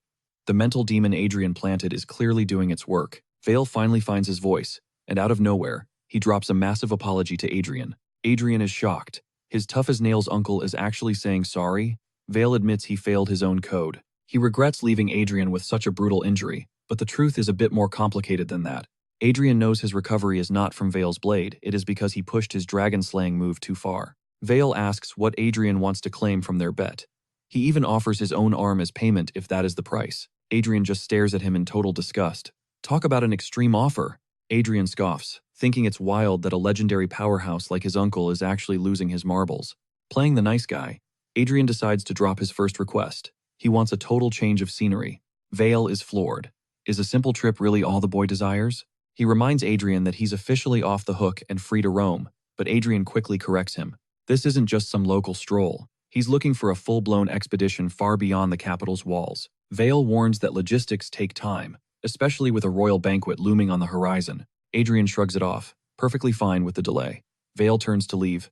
The deal finally sealed. I will contact you once the plan is set, Vale promises. As he exits, Adrian catches Carl staring. Carl's mind is blown. He fully expected Adrian to demand something way more twisted or dark. It was a golden chance to exploit Vale. especially since the old man totally dropped the ball earlier. But Adrian just shakes his head. He actually felt a rare ping of pity for his uncle. Carl loses it, laughing at the idea of Adrian having a heart. Adrian just grumbles in total annoyance. He claims he's just chilling out lately. Suddenly, Adelia interrupts with a mysterious letter in her hand. It's a major flex from Arwin, updating him on her massive new achievement. Exactly what he wanted to hear. 5 days later, the itinerary drops, and 2 days after that, we move. Adrian is absolutely hyped. Road trip energy is at a maximum for the young prince. He leans out the carriage window, eager to know which territory they are about to invade. Vale sees the kid's golden retriever energy and tells him to sit back down and wait for the reveal. The destination? Ellen County, the kingdom's absolute powerhouse for high-tier weaponry production and smithing. It's got elite iron mines and a legendary guild of master smiths refining the highest-grade ores. Fact: over half the blades supplied to the royal family were forged right there in Ellen. Adrian's eyes light up. A sword-making paradise? That is exactly what the doctor ordered. He originally planned to loot the palace armory, but there was a major catch in his way. Carl drops the bad news. A royal decree has him banned from receiving any official palace weapons. That meant going off-grid to find a blade. Vale might look rough, but he's low-key thoughtful. He's basically hand-delivering Adrian to the best forge. And so, their 20-day trek to Ellen begins. Ellen is just a pit stop, though. The real endgame is the Iron Lion Castle, 2 days further. After that, it's back to the capital. But right now, the carriage ride feels like a literal eternity. Being stuck in a wooden box for days is slowly draining Adrian's sanity and patience. To make it worse, Adelia is sitting right there, but she's a total buzzkill travel companion. Every conversation is a dead end of yes or no answers. Talk about a boring road trip. Adrian shifts focus to his mana heart. Overusing that dragon-slaying hymn left him completely bone-dry. It was finally time for a recharge. Adrian shuts his eyes, blocking out the world to focus. He pulls mana from the atmosphere as they roll down the desolate road. Then, he feels it. His mana heart has evolved. It's significantly larger and more potent than the last time he checked. The system notes he surpassed his limits, touching a colossal will that reshaped his entire capacity. The forced use of that legendary dragon-slaying hymn actually paid off in spades for him. Not just his mana, but his entire physical vessel has been overhauled to handle the massive surge. Level up. He's officially hit the rank of sword expert, deepening his connection to the origin itself. That's not all. The heavy shackles on his recovered authorities are finally starting to snap and break. His existing powers just got a massive buff too. We are talking about ultimate efficiency now. Adrian's smirk says it all. Even Adelia can tell the prince is low-key winning right now. Finally, they roll into Ellen County, greeted by the local lord, Edgar, and his eldest heir, Torrance. After some polite small talk, Edgar offers to show a weary Adrian to his private quarters. Walking through the manor, the true power of this legendary territory becomes crystal clear to him. Despite being in a territory famous for weapons, Adrian remains totally unimpressed by the subpar steel he's seen so far. To him, they're just flashy, low-tier toys that would shatter instantly in the heat of a real battle. Feeling like this trip might be a total bust, he turns to Edgar with a specific question. He asks if the blacksmith guild is nearby, and after Edgar confirms, Adrian demands an immediate visit to their forge. During the walk, Edgar warns him that master smiths are notoriously prickly and stubborn as mules. Apparently, they'll ignore even a lord when they're in the zone. But as they step inside the workshop, Adrian is instantly captivated by the roaring heat of the massive furnace. Edgar tells him to speak up if it's too hot, but Adrian is vibing with the flames. The entire scene triggers deep, soul-level memories of his past life as a sword. Amidst the clanging metal and sweating workers, one specific smith radiates an energy that pulls him in. It's an elderly man in the corner. Adrian watches, mesmerized, as the master strikes the glowing iron with perfect rhythm. Each strike echoes his own reincarnation journey. Adelia has to step in to wipe the thick sweat from his focused face. Her touch finally snaps him back to the present, making him realize just how deeply he was entranced by the craft. Suddenly, the guild leader barks at the artisans to drop everything and pay their respects to the prince. Edgar tries to introduce the official, but Adrian doesn't even blink. His gaze is still locked onto the old man. The master is still grinding away, completely oblivious. Seeing this, the guild leader starts screaming like a maniac. He demands the old man stop his work and bow, but Adrian suddenly grabs the guy to shut him up. He won't let anyone disturb the master's flow. Adrian also notices the heavy, resentful vibes from the other blacksmiths. They clearly hate being forced to stop their work for a royal greeting. Honestly, Adrian is just as annoyed as they are. He never gave the order for this annoying, performative welcome ceremony in the first place. He tells the smiths to get back to their stations before the furnaces go cold. They don't need to be told twice. As they scramble back, Adrian returns to watching the old man work with absolute, god-tier dedication. The master smashes the iron into shape, and suddenly, Adrian is hit by a strange, electric sensation. A literal chill runs down his spine. Later, Edgar leaks some tea about the mysterious old blacksmith's habits. For 6 months, he's been forging blades only to melt them back down. Adrian wonders if they're just failures. Edgar shakes his head. Every single sword the man finishes is rumored to be a flawless masterpiece. That's why he's known as the legendary master smith. His trash would be the crown jewel of any other forge. Why he destroys them remains a total mystery. On top of that, for the past month, things have escalated. He's barely slept, surviving purely on obsession. The guild is low-key terrified the old man might actually collapse. He isn't exactly a young guy anymore. But Adrian sees the truth. This man is a pure, soul-driven craftsman. Days pass, and Adrian becomes a permanent fixture at the forge, arriving at dawn and leaving only at midnight. The old man just keeps hammering away in silence while Adrian watches with profound, quiet respect. The locals expected the prince to cause drama, but they're shocked by how chill and patient he's being. No incidents, no royal tantrums, just peace. Eventually, the day for Adrian's departure finally arrives. Adrian feels a bit let down that he won't get to see the final form of the blade before leaving. He prepares to head out, telling his squad they'll be hitting the road at the crack of dawn. There's a farewell party tonight, but even Edgar looks depressed. He was really rooting for the master smith. He desperately wanted the prince to see the finished masterpiece before they had to leave the territory. Right as Adrian is getting ready for the banquet, Edgar comes sprinting in with massive news. The sword is finally done. Adrian rushes over to see the old man hoisting a glowing blade toward the sky. It's a breathtaking display of perfection. The master turns, offers a respectful bow, and presents the sword to Adrian. Edgar is absolutely stunned. Adrian accepts the legendary weapon with the effortless grace of a true king. Adrian asks for the name. Twilight, the man replies. Adrian wonders, is this for the dawn or the dusk? The smith says it's dusk for him, but a new dawn for Adrian. That answer hits Adrian right in the feels. He actually laughs, commenting that the old man is surprisingly poetic for a guy who spends all day hitting iron. The master chuckles back but suddenly loses his footing. Adrian catches him instantly and barks for Carl to call Vale. Adrian decides to stay by the old man's side overnight. In the quiet solitude, the master smith confesses that the very day Adrian appeared was the moment the blade finally chose its form. It was as if the steel had been holding its breath, waiting for him. The sword essentially chose its own birthday. Caught off guard by this revelation, Adrian leans in to share a shocking secret of his own. He leans in, whispering his true identity. The weight of the truth hits the master smith like a physical blow, leaving him staggered. Trembling violently on his sickbed, the old smith finally exhales. A look of pure clarity washes over him as everything clicks into place. He asks to hold the masterpiece one last time. Adrian obliges, watching as the dying man gathers his final embers of strength to speak. He prays the blade will achieve greatness alongside its master.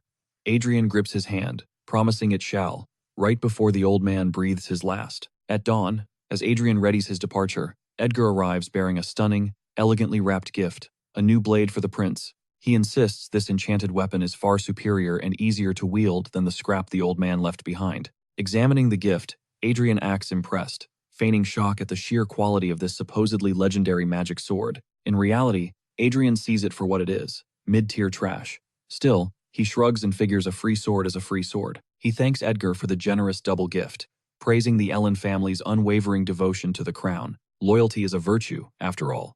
Meanwhile, Edgar is internally screaming as his master plan goes up in flames. His goal was simple: use the shiny magic sword as bait to trick Adrian into returning the master smith's treasure. Instead, he just handed over 2 blades for free. Massive L. As they prep to depart, Vale orders the supply train to follow. While the infantry lags, the cavalry will push forward at full throttle. They're already running late and can't afford more delays. Speed is of the essence. Adrian rolls up, poking fun at Vale's stressed-out vibe, noting that the knight was ghosting him the entire stay.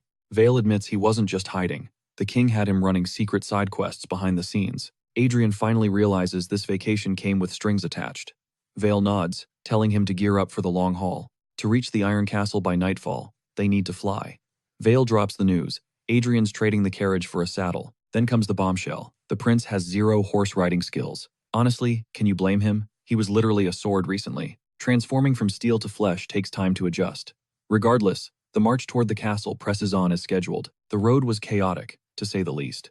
Though they missed their half-day target, the destination was finally in sight. It took a full 24 hours, but they made it. Looking up, Adrian is floored by the castle's absolute grandeur. As they approach the gates, a wall of armored knights awaits, spearheaded by the stern Count Walden himself. Adrian feels the thick tension radiating from the soldiers. No surprise there, but he's in the mood to ruffle some feathers. Spotting Arwin in the rear, he beckons her. She steps forth and bows low, confessing how long she's yearned for this reunion. Meanwhile, the surrounding knights are absolutely seething. The disrespect toward the royal bloodline is making their blood boil. Even Adelia's aura starts to flare with murderous intent. Sensing the impending explosion, Adrian steps in to cool her down. Adelia finally snaps out of it. Adrian's just glad he hardwired that submissive servant mode into her brain early on. Turning back to Arwin, he tells her they have plenty to discuss.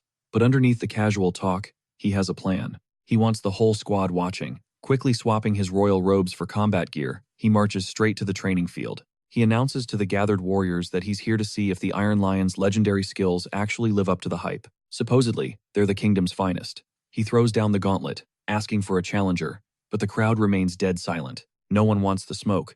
Adrian realizes they're just terrified of accidentally bruising a royal ego. He stakes the Leonberg honor on it. No consequences, no matter the outcome. This is a free-for-all, purely for sport. He promises full immunity, yet the knights continue to hesitate, exchanging awkward glances. Fed up, Adrian turns up the heat, calling them cowards. That's when a fiery redhead finally snaps.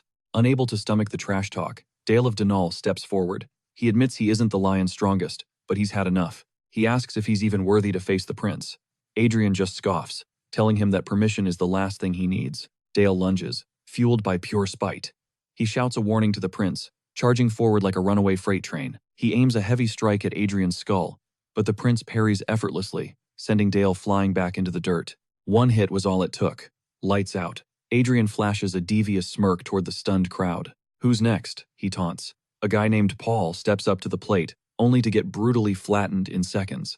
Adrian begins farming the apprentices like common mobs, tearing through their ranks without breaking a single sweat. Boredom strikes as Adrian absolutely trashes the apprentice knights without breaking a single sweat. Looking to bait the real pros, Adrian schemes to force the official knight's hand and summons Arwin. He declares she's coming with him. Caught off guard, Arwin quickly recovers and bows in total submission. Before she can even speak, a voice thunders from behind, calling out Adrian's name. Adrian smirks hook, line, and sinker. A massive, intimidating knight looms over him, stepping right into the trap. He proposes a wager to spice things up, eyeing Arwin as the prize. Adrian shuts that down instantly. She's no trophy, Adrian snaps. He offers a different stake, ordering Carl to bring forth the blade, Twilight. Unsheathing his steel, Adrian bets the legendary sword on his victory. Arwin's heart nearly stops in shock. Realizing a lethal duel is imminent, she begs him to reconsider and use her as the wager instead. Adrian won't budge. To him, she's worth 1,000 blades. A swordmaster's value transcends mere cold steel. There is no comparison. Liking the odds, the knight steps forward, introducing himself as Dunham, a noble of the Fahrenheit line and a sworn member of the elite Iron Lion Knights. He's nearly reached the triple chain, but Adrian just scoffs, calling him a basic double chain wannabe. Infuriated, Dunham boasts about his weapon, the 17th masterpiece forged by the legendary mastersmith himself. Dunham bets his steel, but Adrian just grins, revealing his own blade shares the same legendary origin. This is the mastersmith's 100th creation. Dunham freezes. He's never heard whispers of such a milestone. Adrian isn't surprised it's the smith's ultimate final work, completed only a few short days ago. Dunham's aura explodes as he readies for combat, his blood boiling at the challenge before him. He calls Adrian's path a delusion, promising to crush him with everything he's got. Adrian just smirks. Amused by Dunham's ignorance, Adrian decides to school him. He tells Adelia to keep her eyes wide open. This is the destiny she'll soon inherit. Adelia nods firmly, swearing to uphold every bit of his vision. Back in the chambers, Vale confers with the commander. This marks their 4th official visit to the castle. It seems the 4th prince has zero interest in the crown. He's a no-show, but the 3rd and 5th princes have already made their moves during Adrian's exile. Even the 2nd prince dropped by. Walden confesses that despite the rumors, Adrian is still the true heir. Reputation aside, Walden points the finger at Vale, claiming he's responsible for the prince's current isolation. A shred of support could have saved him.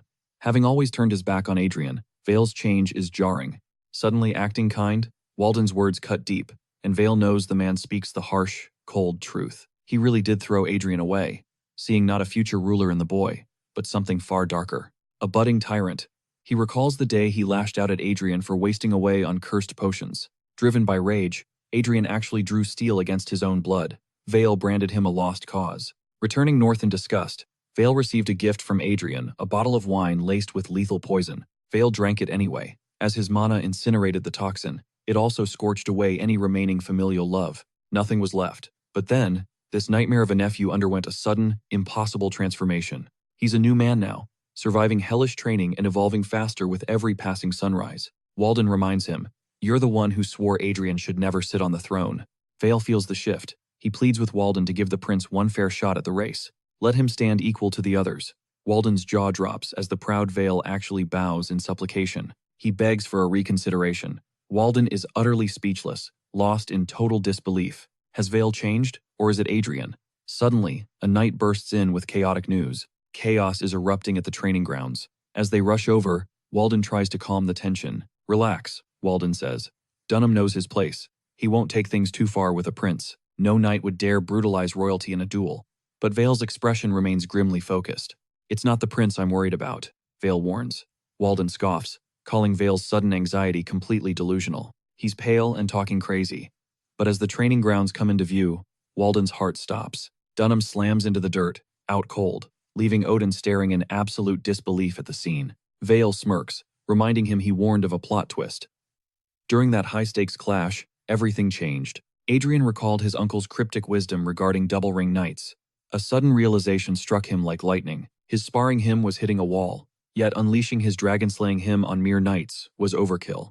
He triggered hyper-focus. The world went silent, his body moving on pure, instinctual autopilot. He calculated Dunham's path perfectly, finding the ultimate opening to deliver a devastating, cinematic counterstrike. Dunham is launched into the distance. The duel rages on, but Adrian has finally found his rhythm. He shreds through opponents like paper, ultimately stacking up 5 legendary back-to-back victories. The knights go wild.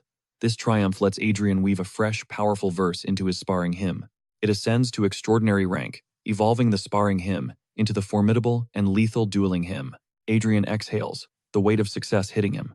Drained and exhausted, he collapses to his knees. A knight scrambles over, offering massive respect for the absolute masterclass victory Adrian just displayed. Unexpectedly, the squad erupts in cheers for Adrian's indomitable spirit, leaving him totally blindsided. Just minutes ago, they wanted to tear him apart. Walden leans in to whisper to Vale, "These warriors are simple. Nothing hypes them up more than elite swordsmanship and glorious triumph." Walden notes Adrian's shocked face.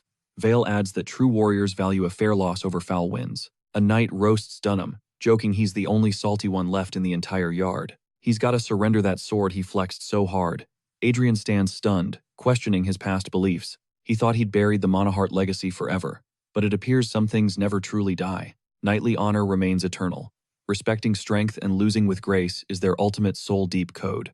As the crew packs up, Adrian orders Walden to keep this entire visit strictly off the record. Walden's confused, knowing this clout would make Adrian's reputation skyrocket among the nobility instantly. But Adrian's playing the long game. He's got someone specific he wants to troll later on. Night falls at the campsite. Carl volunteers to scout the perimeter for any lurking shadows. Arwin looks totally out of her element, but Adrian knows she'll adjust. He heads inside his tent. Adelia is busy tidying up.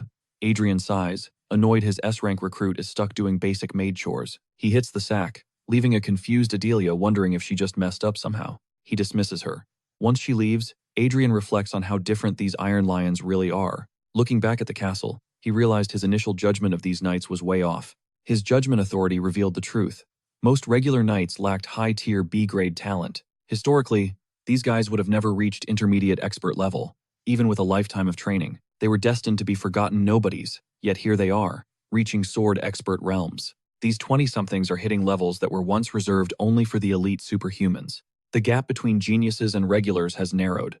The superhuman caliber has dropped significantly. While average power levels soared, the peak lowered. Adrian realizes it's the Mona Chain's doing. His uncle once chased god-tier transcendence, which is why he hated seeing that potential wasted. But times have changed. This current era offers zero chance for achieving anything beyond extraordinary. Adrian connects the dots. The very flow of time has shifted the world's power balance. He admits he's a stranger to this new age. It's time to relearn everything from scratch. Deep in thought, Vale suddenly appears, claiming it's not too late to chase his big dream. If he grinds now, he can still make it. Adrian is completely lost by this talk. What dream is this guy yapping about? Vale points out Adrian already won the lion's loyalty. Other princes couldn't vibe with these knights so casually. Vale calls it a masterstroke of diplomacy. Adrian, however, is still confused by this absolute nonsense. Is Vale actually losing his mind? He asks Vale if he's lost it, but the reply he gets is even more unexpected. Adrian recalls the specific terms of the high-stakes wager he struck with the third prince. Just as he mentions the bet is active, Vale interjects, reminding him the target was a double-chain knight. Suddenly, the truth hits Adrian. He actually won the bet by slaughtering several elite knights. Keeping his word, Vale drops to one knee and swears his eternal loyalty to Adrian. He declares his full support for Adrian as the kingdom's first prince, leaving Adrian utterly shocked. The weight of official support finally sinks in, and Adrian is left completely speechless by the move. He never desired the crown, but his peaceful days are officially over as chaos erupts. By their return to the capital, the news had spread, and Adrian's quarters are immediately besieged. As royal knights and attendants swarm his space, a frustrated Adrian snaps at Carl. He demands the crowd be cleared, but Carl explains that his hands are completely tied. They are stationed there by royal decree. Even a prince's command won't make them budge. Fuming, Adrian tells Carl to at least banish them from his sight before he loses it. Carl manages to clear the room, but Adrian's moment of silence doesn't even last 5 minutes. Jillian storms in, accusing Adrian of being a tactical genius who was secretly grinding in the shadows. He claims Adrian hid his elite swordsmanship and grand ambitions, merely pretending to be weak. Adrian mockingly thanks him for the compliment, but Jillian is absolutely livid. Screaming in a rage, Jillian warns Adrian that deceiving him was a catastrophic mistake. Internally, Adrian is seething, blaming Vale for painting a target on his back for the throne. Fed up with the drama, Adrian hunts down Vale to confront him about the unwanted spotlight. He agrees to play along temporarily, but warns Vale to find an exit strategy soon. Adrian grills him for acting without permission, but Vale counters with a chilling question. Is he worried about the Balinhard family, the realm's only shield against the northern monsters? Vale promises that as long as the royals remember the winter's bite, the Balinhards remain safe. Adrian sighs in relief. Yet Vale reveals that this political awakening was always inevitable. Vale asks if he truly understands the dark fate of a firstborn who fails the succession. Hiding won't change the danger. Vale grants him time to accept his destiny. Like it or not, his royal legitimacy remains a target until the day he dies. Once Vale departs, Adrian remains stubborn. He isn't letting anyone push him toward the crown. His only true priority is reclaiming the godlike power he once possessed. Reaching the transcendent level is everything. A petty throne is just a meaningless distraction. That was his mindset until the long-awaited royal banquet finally commenced. He enters the grand hall under the piercing gaze of every noble watching from above.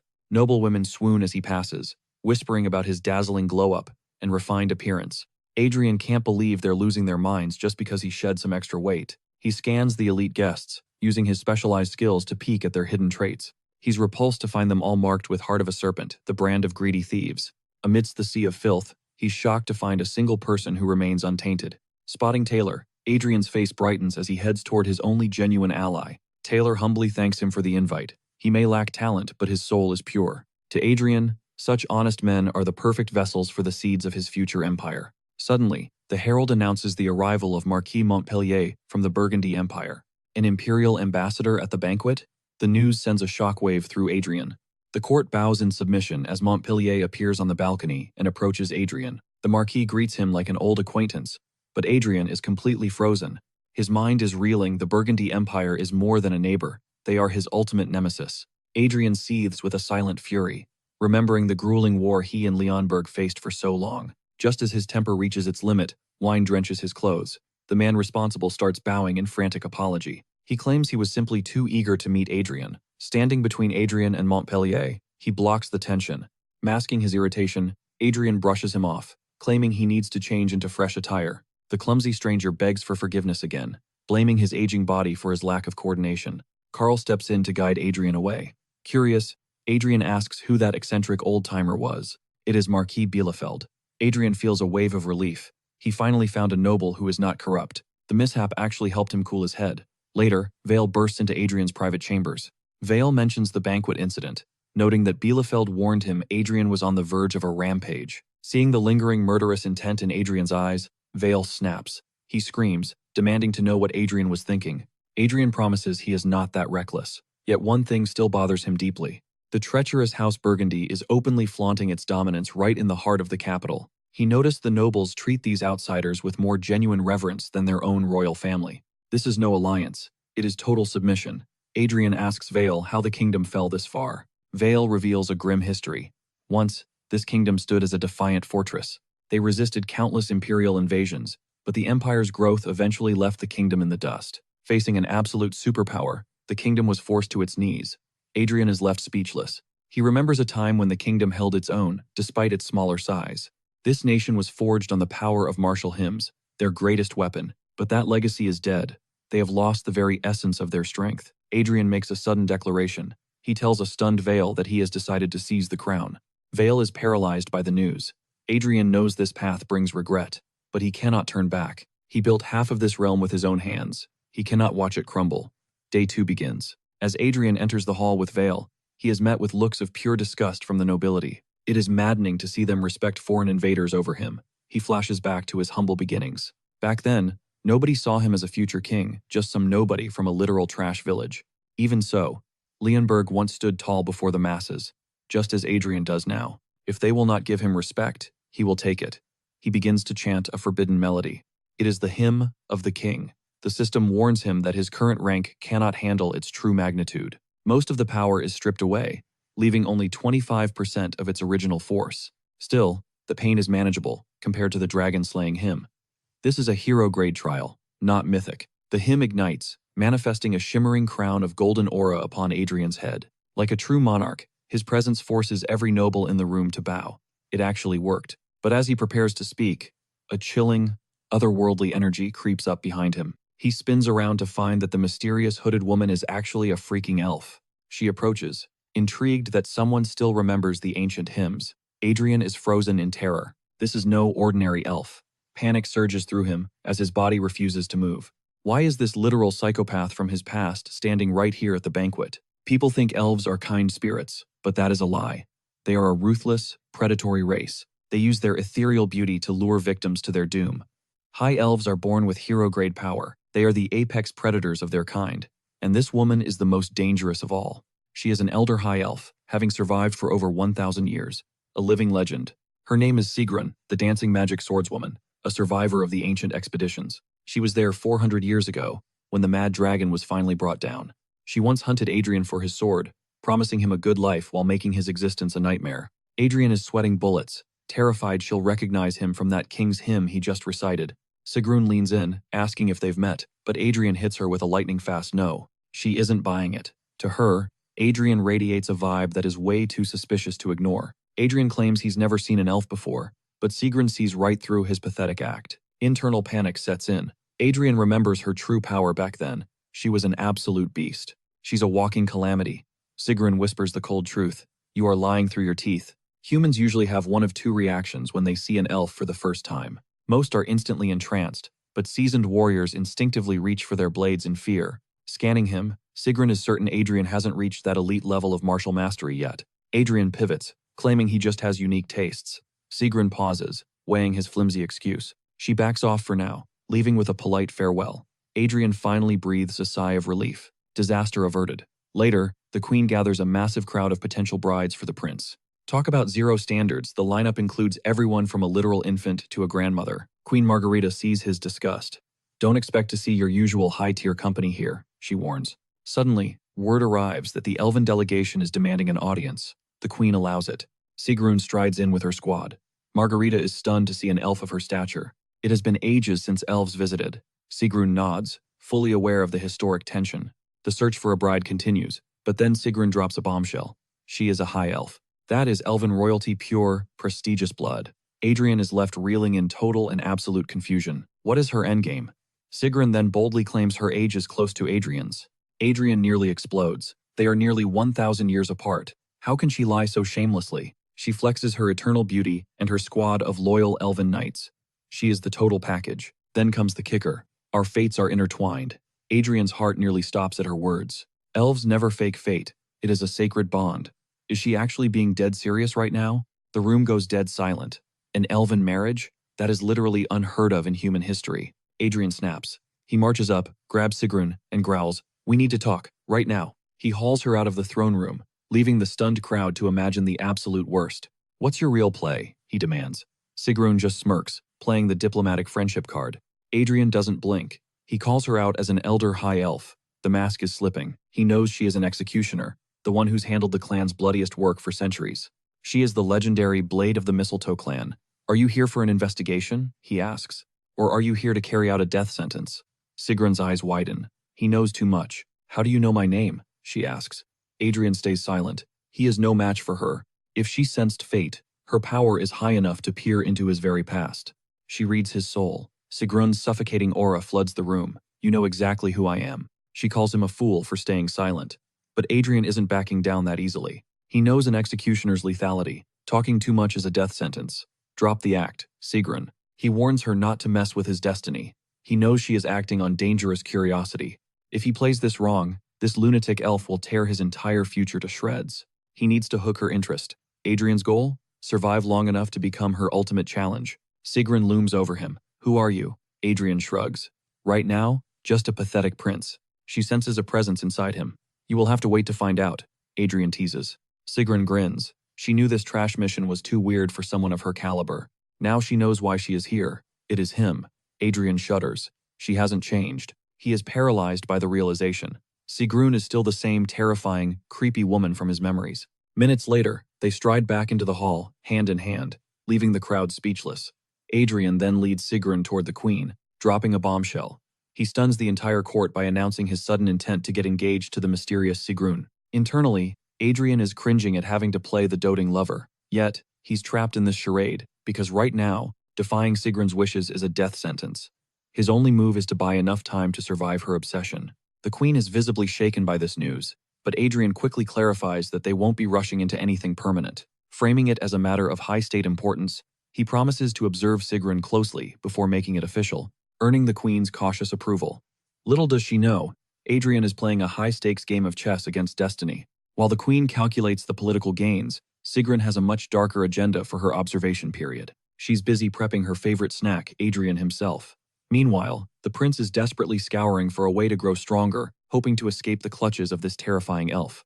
Elsewhere, Jillian is absolutely losing it, trashing his chambers in rage. Fuming, he curses Adrian for having nothing but luck and birthright. Every move his brother makes feels like a personal insult, especially after Vale declared his loyalty, and Adrian snagged the legendary Arwin as his personal sword. The fact that Adrian is now bagging a high-tier elf is the final straw. It's time to teach him a lesson. Jillian decides to go through with their scheduled duel, planning to permanently retire Adrian's manhood during the fight. Since outright murder would be too messy, he'll just break him instead. Soon, the arena is set for a brutal showdown. Presiding over the duel is the legendary Royal Knight Commander, Sturmhilda, wielding the king's absolute authority over the match. The verdict today will be final and beyond reproach. The commander signals both princes to draw their blades for battle. Adrian, however, couldn't care less about the dramatic pre-fight monologue. He's looking completely bored by the whole ordeal, even as Jillian babbles on about how he's going to humiliate his older brother in front of the world. He's even dragged a crowd of nobles to witness the execution. Adrian just yawns, telling the loudmouth to shut up. That insult is the spark that lights the fuse. Jillian begins absorbing the surrounding mana like a starving beast, vowing to make Adrian beg for mercy once he's finished breaking his bones. He charges forward with murderous intent, and while Adrian thought about playing with his food, he's got no time for games. In one blur of steel, Adrian delivers a single, crushing strike that sends Jillian into the dirt, unconscious, before he even hits the ground. The witnessing nobles and the commander are left in a deafening silence. What they just saw defies all logic. This wasn't the weak, pathetic prince they used to mock. The commander swiftly declares Adrian the undisputed victor. With Jillian out cold, the match is over. Adrian walks away, feeling nothing but pure disgust for the circus, wondering why these high and mighty nobles were so eager to watch two siblings kill each other. The crowd, however, is still processing the impossible. Their prodigy prince was just one-shotted by the kingdom's biggest failure. The shock is even greater because Adrian only picked up a sword a few months ago. Later, Jillian wakes up, covered in bandages and humiliation. But instead of learning his lesson, he immediately screams for a rematch with his brother. He's desperate to reclaim his pride, but his servants break the news. Adrian has already vanished from the capital with Vale. Frantic, Jillian demands to know their location. The servants reveal they're heading into the dangerous northern territories of the Belargs. On the road, Vale is actually impressed, noting that Adrian's horsemanship has reached an elite level in record time. Adrian just smirks, soaking in the praise. Vale instantly regrets it. The guy doesn't have a humble bone in his body. He asks why they're rushing toward danger right after the banquet instead of enjoying a few days of luxury. Adrian bluntly replies that the capital is nothing but a den of snakes and trashy nobles he has no interest in. To him, the only place he truly belongs is among real soldiers and gritty knights who understand the language of steel. Vale admits that while knights aren't as sneaky as nobles, they're incredibly stubborn and conservative. He questions Adrian's confidence, wondering if the prince thinks winning their loyalty will be a walk in the park. Adrian just smiles confidently, knowing that true brotherhood is forged in the fires of shared hardship. But deep down, the clock is ticking. Marrying Sigrun is a death sentence. Every man she's ever craved has ended up in a casket. He needs power, and he needs it now. The peaceful capital is a cage that will only dull his blade and slow him down. If he wants to sharpen his soul and survive the elf, he must go where men are truly tested, straight into the meat grinder known as the battlefield. Soon, the dark silhouette of the mountain valleys looms ahead. Vale notes these valleys are ancestral lands. Meanwhile, Adrian shivers, grumbling about the freezing air. Vale offers the carriage, but Adrian declines to build his cold resistance. Suddenly, Niccolo appears, tailing the group. The old man insists his northern research will benefit Adrian's future. Adrian simply tunes out his rambling. Ignoring the chaos, Adrian spots Arwin's intense focus. He reaches out, checking if she's holding up all right. She beams, reassuring him she is doing great. Adrian offers to take over her position at the front. She stands firm, claiming knights don't chase comfort. Adrian grins, impressed by her unwavering warrior spirit. Unlike the sulking soldiers around them, Arwin's eyes burn with determination. The rest look absolutely miserable. Forced north by the king's order, the knights are bitter. Adrian wishes Karl were here to whip them into shape. However, the king forbade Karl's attendance, mocking Adrian for treating royal knights like personal servants. The king's sharp jabs about his growing influence hit home. Adrian sees right through the royal games. Despite his trash prince reputation, Adrian feels the king is being excessive. Even so, he moves forward. He suspects there is a deeper secret hidden within the family. Suddenly, the atmosphere shifts violently. Sensing a mountain storm approaching, Vale commands everyone to speed up before the whiteout traps them. Instantly, gentle flakes transform into a howling blizzard. The journey turns into a brutal struggle for survival. The wind roars so loudly that even screaming at a comrade is useless. Vale funnels mana into his lungs, bellowing orders to ditch the heavy carriages immediately. They must travel light to survive. While the men dismount, Adrian rushes to secure the carriage door. He grabs Adelia just as the storm tosses the knights around like rag dolls. Adrian charges in. He screams for them to ditch their shields and heavy gear. Anything slowing them down must go. "We will recover it later," Adrian shouts, positioning the largest warrior to break the wind's path. The northerners gape at Adrian's decisiveness. He is taking charge before they even get a chance to act. They push through the frozen hell until a knight collapses into the deep snow. Without a second thought, Adrian hoists the fallen soldier onto his shoulders, urging the rest to keep moving. As the fortress looms ahead, the storm abruptly dies down as if it never existed. Sunlight pierces through, hiding the recent nightmare. Vale marches toward the gates with a lordly presence. He officially welcomes Adrian to the legendary Winter Castle, a massive fortress guarding the realm's edge. Situated at the world's end, it serves as the final shield against the Blade Mountain monsters. For average soldiers, this place is a literal prison. They pray daily to escape this frozen hell. While nobles play political games with its status, the natives view this place differently. To them, it is a mark of ultimate pride. Suddenly, the gates creak open as Vale's son, Vincent, emerges. Vincent returns the command to his father before heading back to his rangers. Vale nods in approval. "You did well," Vale says, while Vincent breathes a sigh of relief. Then, Adrian breaks the moment. Adrian acts shocked his uncle has an heir. Vale fires back, asking if he looks too old for fatherhood. Adrian trolls them further, pointing out how they both share the same incredibly stubborn-looking mouths. Swallowing his annoyance, Vincent greets the prince formally. Adrian tosses back a casual, low-effort response. Internally, Vincent is fuming. He believes a scoundrel prince like Adrian will only poison their sacred home. As a knight offers a tour, Vincent struggles to accept this reality. He cannot fathom why his father invited such a degenerate. Vincent demands an immediate explanation. Vale confirms the rumors, revealing he has officially stepped up as Adrian's legal guardian. Adrian is moving in indefinitely, despite Vincent's desperate warnings about his past. "He was exiled by the king," Vincent shouts. Vale remains unfazed.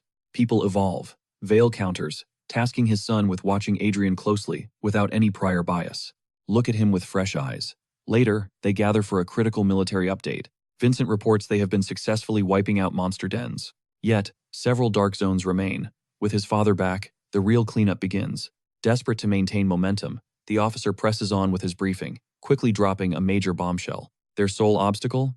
A pack of orcs, roughly 20 of the savage beasts currently blocking the path. They've occupied the mountain pass entrance. He warns that managing those numbers won't be light work. Simple arrows won't cut it. Vincent reveals he is currently handpicking elite knights for the mission. They're stationed within the castle garrison when Adrian suddenly interjects, calling out to Vincent. He volunteers to handle the orc threat personally.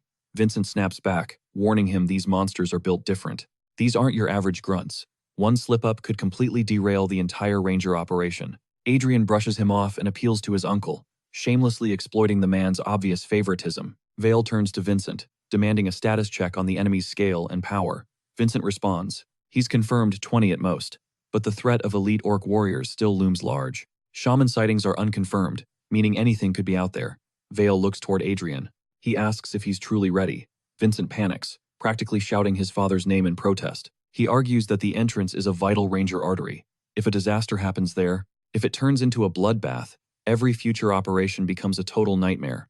Plus, if Adrian dies, their house is finished. Adrian, meanwhile, is low-key impressed. He appreciates Vale raising such a sharp kid. Vale ignores the shouting and asks Adrian's requirements. Adrian requests 3 guides and upgraded gear for his escort. Vale agrees, claiming these demands are light work. He greenlights the request, leaving Vincent absolutely floored. Soon, Adrian regroups with the royal guards. He drops the news. They've got a mission. The captain is stunned, demanding an explanation. Adrian explains they're hunting orcs, 20 targets in total. He warns about potential shamans. The captain bristles, asking why they're stuck with this grunt work. They're just escorts. This is Legion business. Adrian quickly flips the script on him. He reminds them, if he goes, they go. Walking off, he issues a final command. The Legion will reach out, so gear up and report back. Adrian might despise these guys, but he'll put them to work. They were a gift from his father, after all. They failed during the storm, but Adrian notices their stats are actually high tier. They're royal elites. However, Adrian spots a redhead with a suspicious disguise trait. He wonders what the guy's game is. At departure, Adrian's stunned to see Vincent acting as guide. Vincent insists the stakes are too high. Failure simply isn't an option they can risk. Adrian guarantees success, but Vincent isn't buying it. Adrian attempts to activate his judgment authority on him. It fails. Is Vincent already a triple chain knight? He then spots something odd about the crew. Only one ranger is legit. The rest are clearly battle-hardened knights in disguise. Playing dress-up as rangers, they're obviously a contingency plan in case everything goes south. Adrian lets it slide for now. Getting ready to move, he tells Adelia she's staying behind. If her trait awakens incorrectly, it's game over. They begin trekking through the frozen woods. Vincent warns the squad to conserve every ounce of energy while marching through the snow. Low stamina means frozen limbs. If they stiffen up, they're dead meat in a fight. His endless lecture makes Adrian want to faceplant. This nagging is way worse than his dad's. A rabbit darts by as a scout pulls his telescope, scanning the horizon. Orcs ahead. He looks to Adrian for orders. Adrian immediately tells the guards to notch their arrows. The squad readies up. Adrian steps forward, instantly catching the eye of a patrolling orc. The beast growls. Adrian flashes a wicked grin. It's been ages since his last monster encounter. The orc steps up. He puffs his chest out, but Adrian just signals the archers. A volley of steel whistles. The orc drops hard. Adrian unsheathes his blade as pure chaos finally erupts. Adrian looks ecstatic, lunging at the beast with a grin. One swing and the orc is history. As crimson spray stains the frost, Adrian finally awakens to the primal hunger he's been suppressing for years. Locking eyes with the remaining horde, the metallic scent of war surges through him like a lethal high. Arwin trembles in terror, but Adrian barks a feral warning for her to stay back. One step closer, and she'll perish in the carnage he's igniting. This legacy began 400 years ago, an era when orcs ruled as noble lords. This isn't a legend of heroes, it's the tragedy of This is the tragic anthem of a broken soul who despised the orcs. A grieving father, he waged a relentless war until his last ounce of vitality vanished. He stacked mountains of green carcasses in his wake.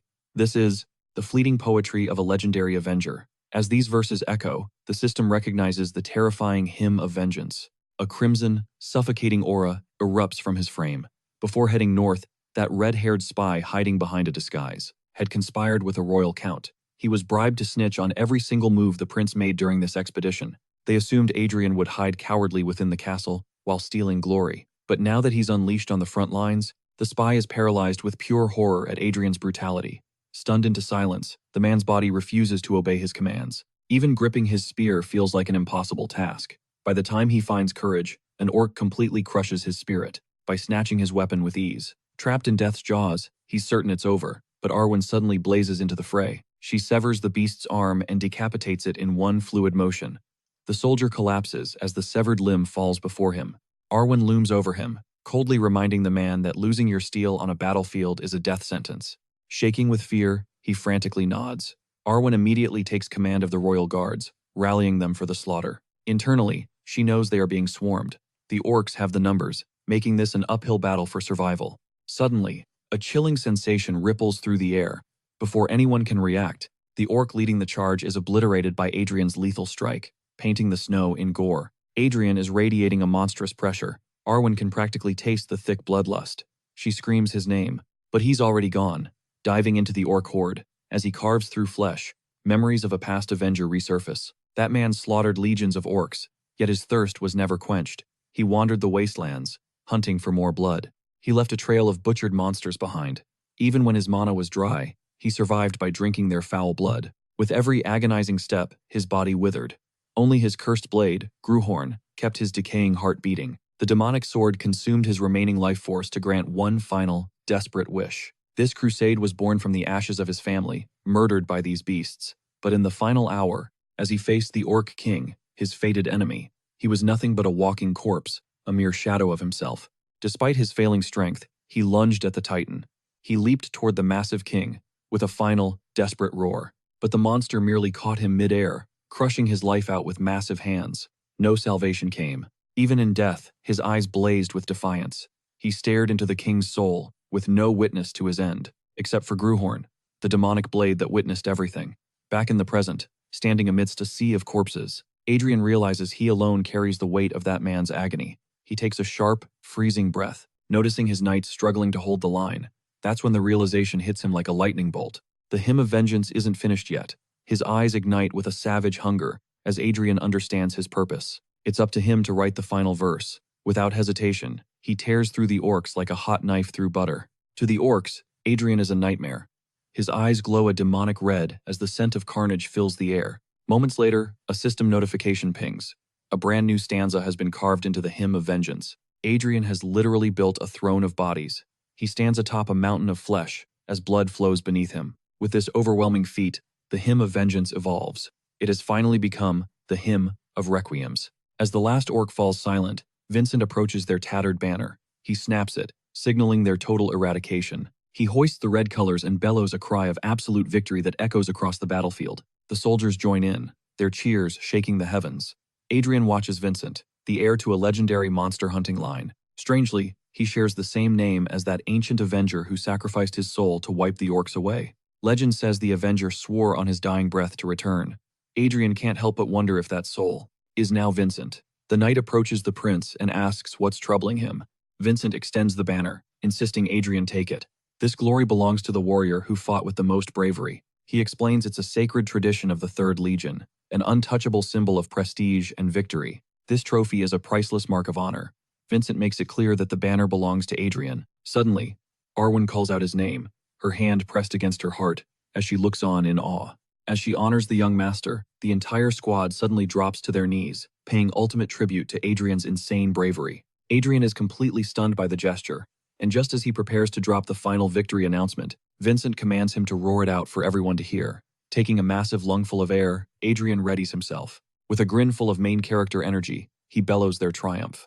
The knights roar back, chanting his name like a legend.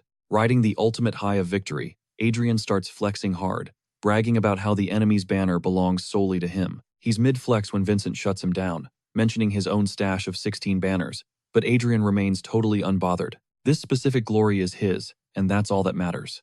Vincent just scoffs, remembering exactly why this brat gets on his nerves. Later, the mood turns somber as they hold a funeral ceremony, the flames of the pyre consuming the fallen heroes. Vincent notes that the casualties are surprisingly low, considering they just scrapped with an elite orc combat unit. Adrian isn't exactly feeling relieved, and Arwin agrees it's a tragedy, but Vincent cuts through the emotional atmosphere. He claims victory is the only true mourning, honoring the dead with the blood of orcs is the real warrior way. Adrian locks eyes with Vincent, a chill running down his spine. This guy is a total mirror image of someone from his past. Even the name is identical. Is Vale's son actually the reincarnation of the Avenger? Adrian then scans the massive troop count. He questions Vincent on whether this army was trailing them from the castle all along.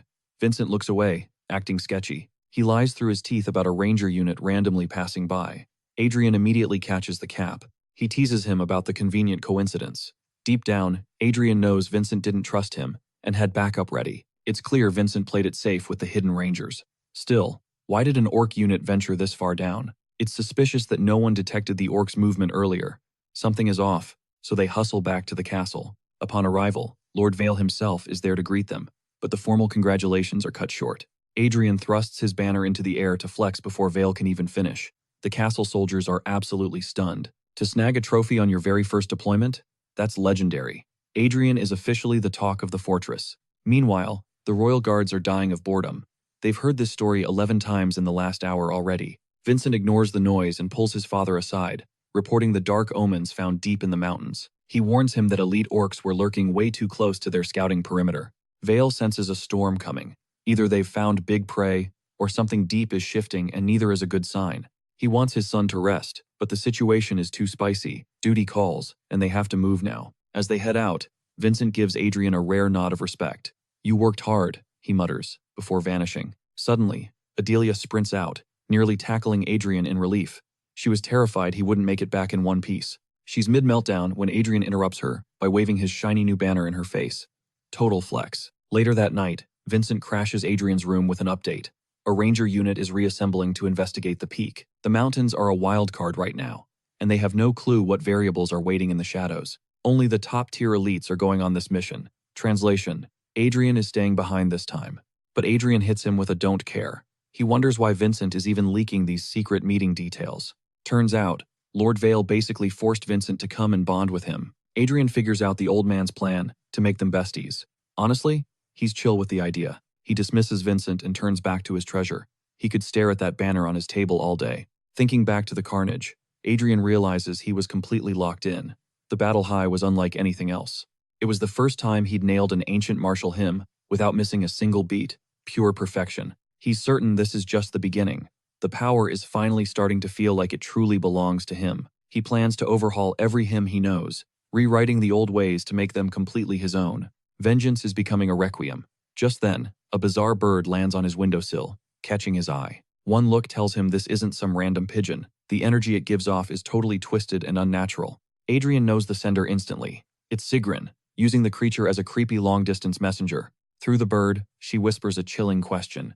"Did you enjoy the little gift I sent your way?" The realization hits hard. Sigrun was the one who lured those elite orcs to the mountain's base. Adrian needs rivals who can actually survive him. Sigrun expects him to embrace this blessing wholeheartedly. She's delusional. Adrian can't believe she's calling the cold-blooded massacre of his rangers a mere present. Turns out, these elves are just sadistic voyeurs. Adrian knows Sigrun enjoyed every second of that orchestrated bloodbath. She intentionally unleashed those orc savages just to watch the show. Sigrun doesn't even deny it. She claims the hymn of hatred echoing from the orcs was music to her ears, pure, unadulterated goodwill. Fed up with her cryptic rambling, Adrian demands she get to the point. Sigrun pouts at his icy reception. She promises to wait until he finally opens up. Suddenly, the messenger bird perches on Adrian's arm. Sigrun whispers of a secret hidden in the mountain's heart, an ancient, primordial force currently deep in slumber. She promises that if Adrian weaves this entity into his lyrics, his hymn will become a masterpiece. That catches his attention. Adrian is hooked. But then, Sigrun's tone shifts to something darker. She casually mentions the bird's time has run out. The second she stops speaking, tragedy strikes. The creature explodes.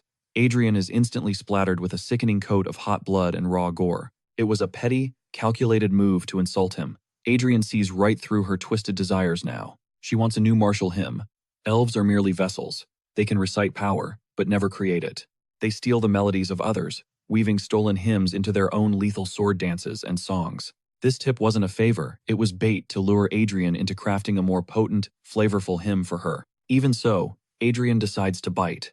Later, he breaks the news to a concerned Vincent. Vincent is dead serious. They never venture into the heart of the peaks. They only patrol the outskirts. The inner mountains are a graveyard. No one who enters that forbidden zone ever returns to tell the tale. Adrian presses for details, but the answer remains the same. The inner peaks are a one-way trip. Their duty is to hold the line, not play explorer. Adrian realizes the inner sanctum is a total mystery. It's a literal blank spot on the map. Most of the world's wonders were picked clean by ancient knights. Those legends scoured every inch of the earth just to reach the pinnacle of divinity. Yet, somehow, this forbidden territory remained untouched.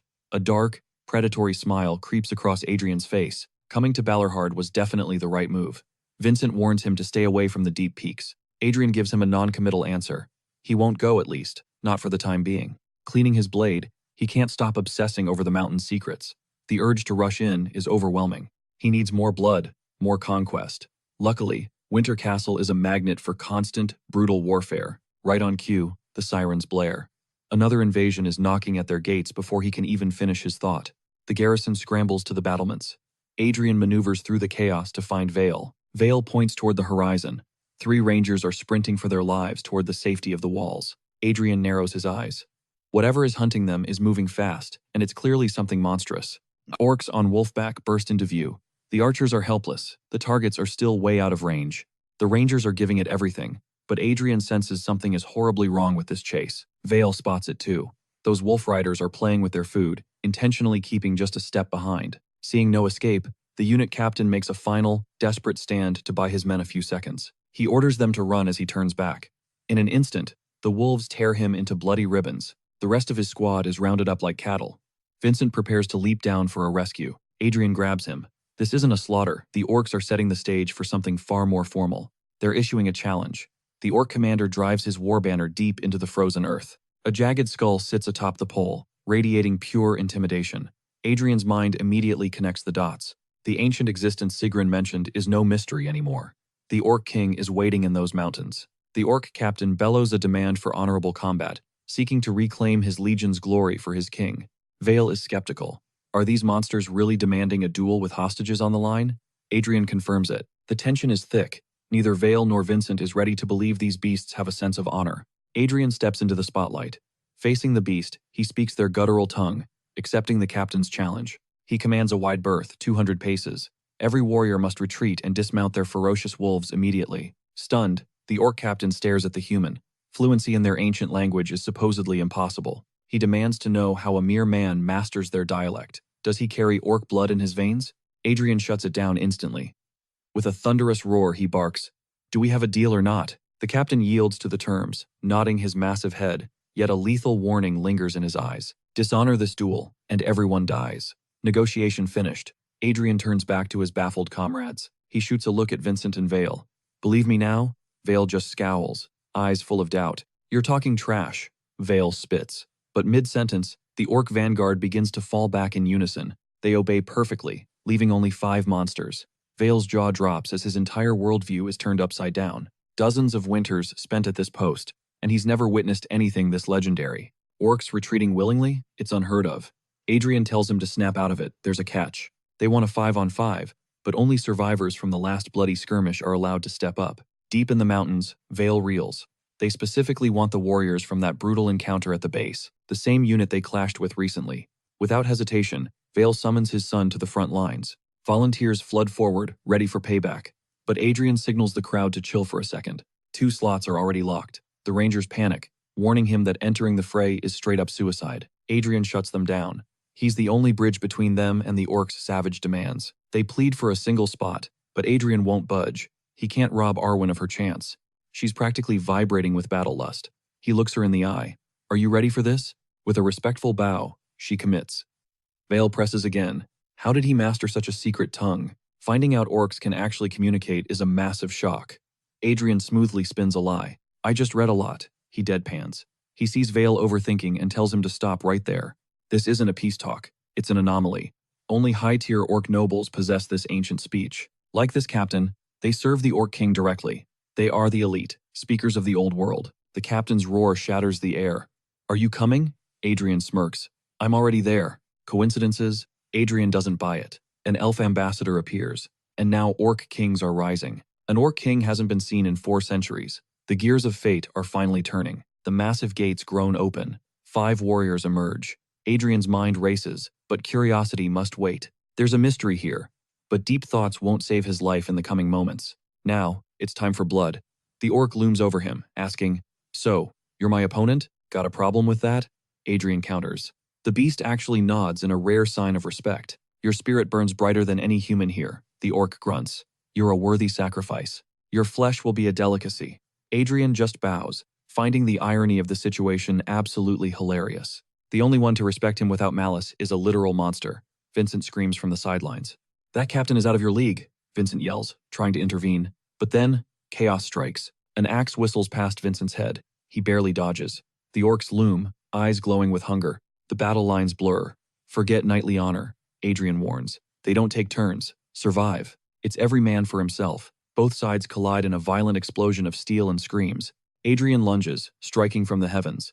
But the captain's massive axe parries the blow effortlessly. He's thrown back like a rag doll. You're weak, the orc sneers. Where's that strength you boasted? The warm-up is over. Adrian's gaze turns ice-cold as he prepares to unleash his true power. Let's test that theory. Suddenly, Adrian's aura explodes, shattering the very atmosphere around them. It's fueled by the ghosts of fallen rangers. The power of the Avenger finally awakens. A lethal grin spreads across his face as he dominates the field. The real hunt begins. Reaching Winter Castle was peak strategy. With his mana fully charged, Adrian gives the noble orc a chilling thanks for waiting. He instantly triggers the Hymn of Requiems, morphing into a literal nightmare that leaves the orcs absolutely shook by his presence.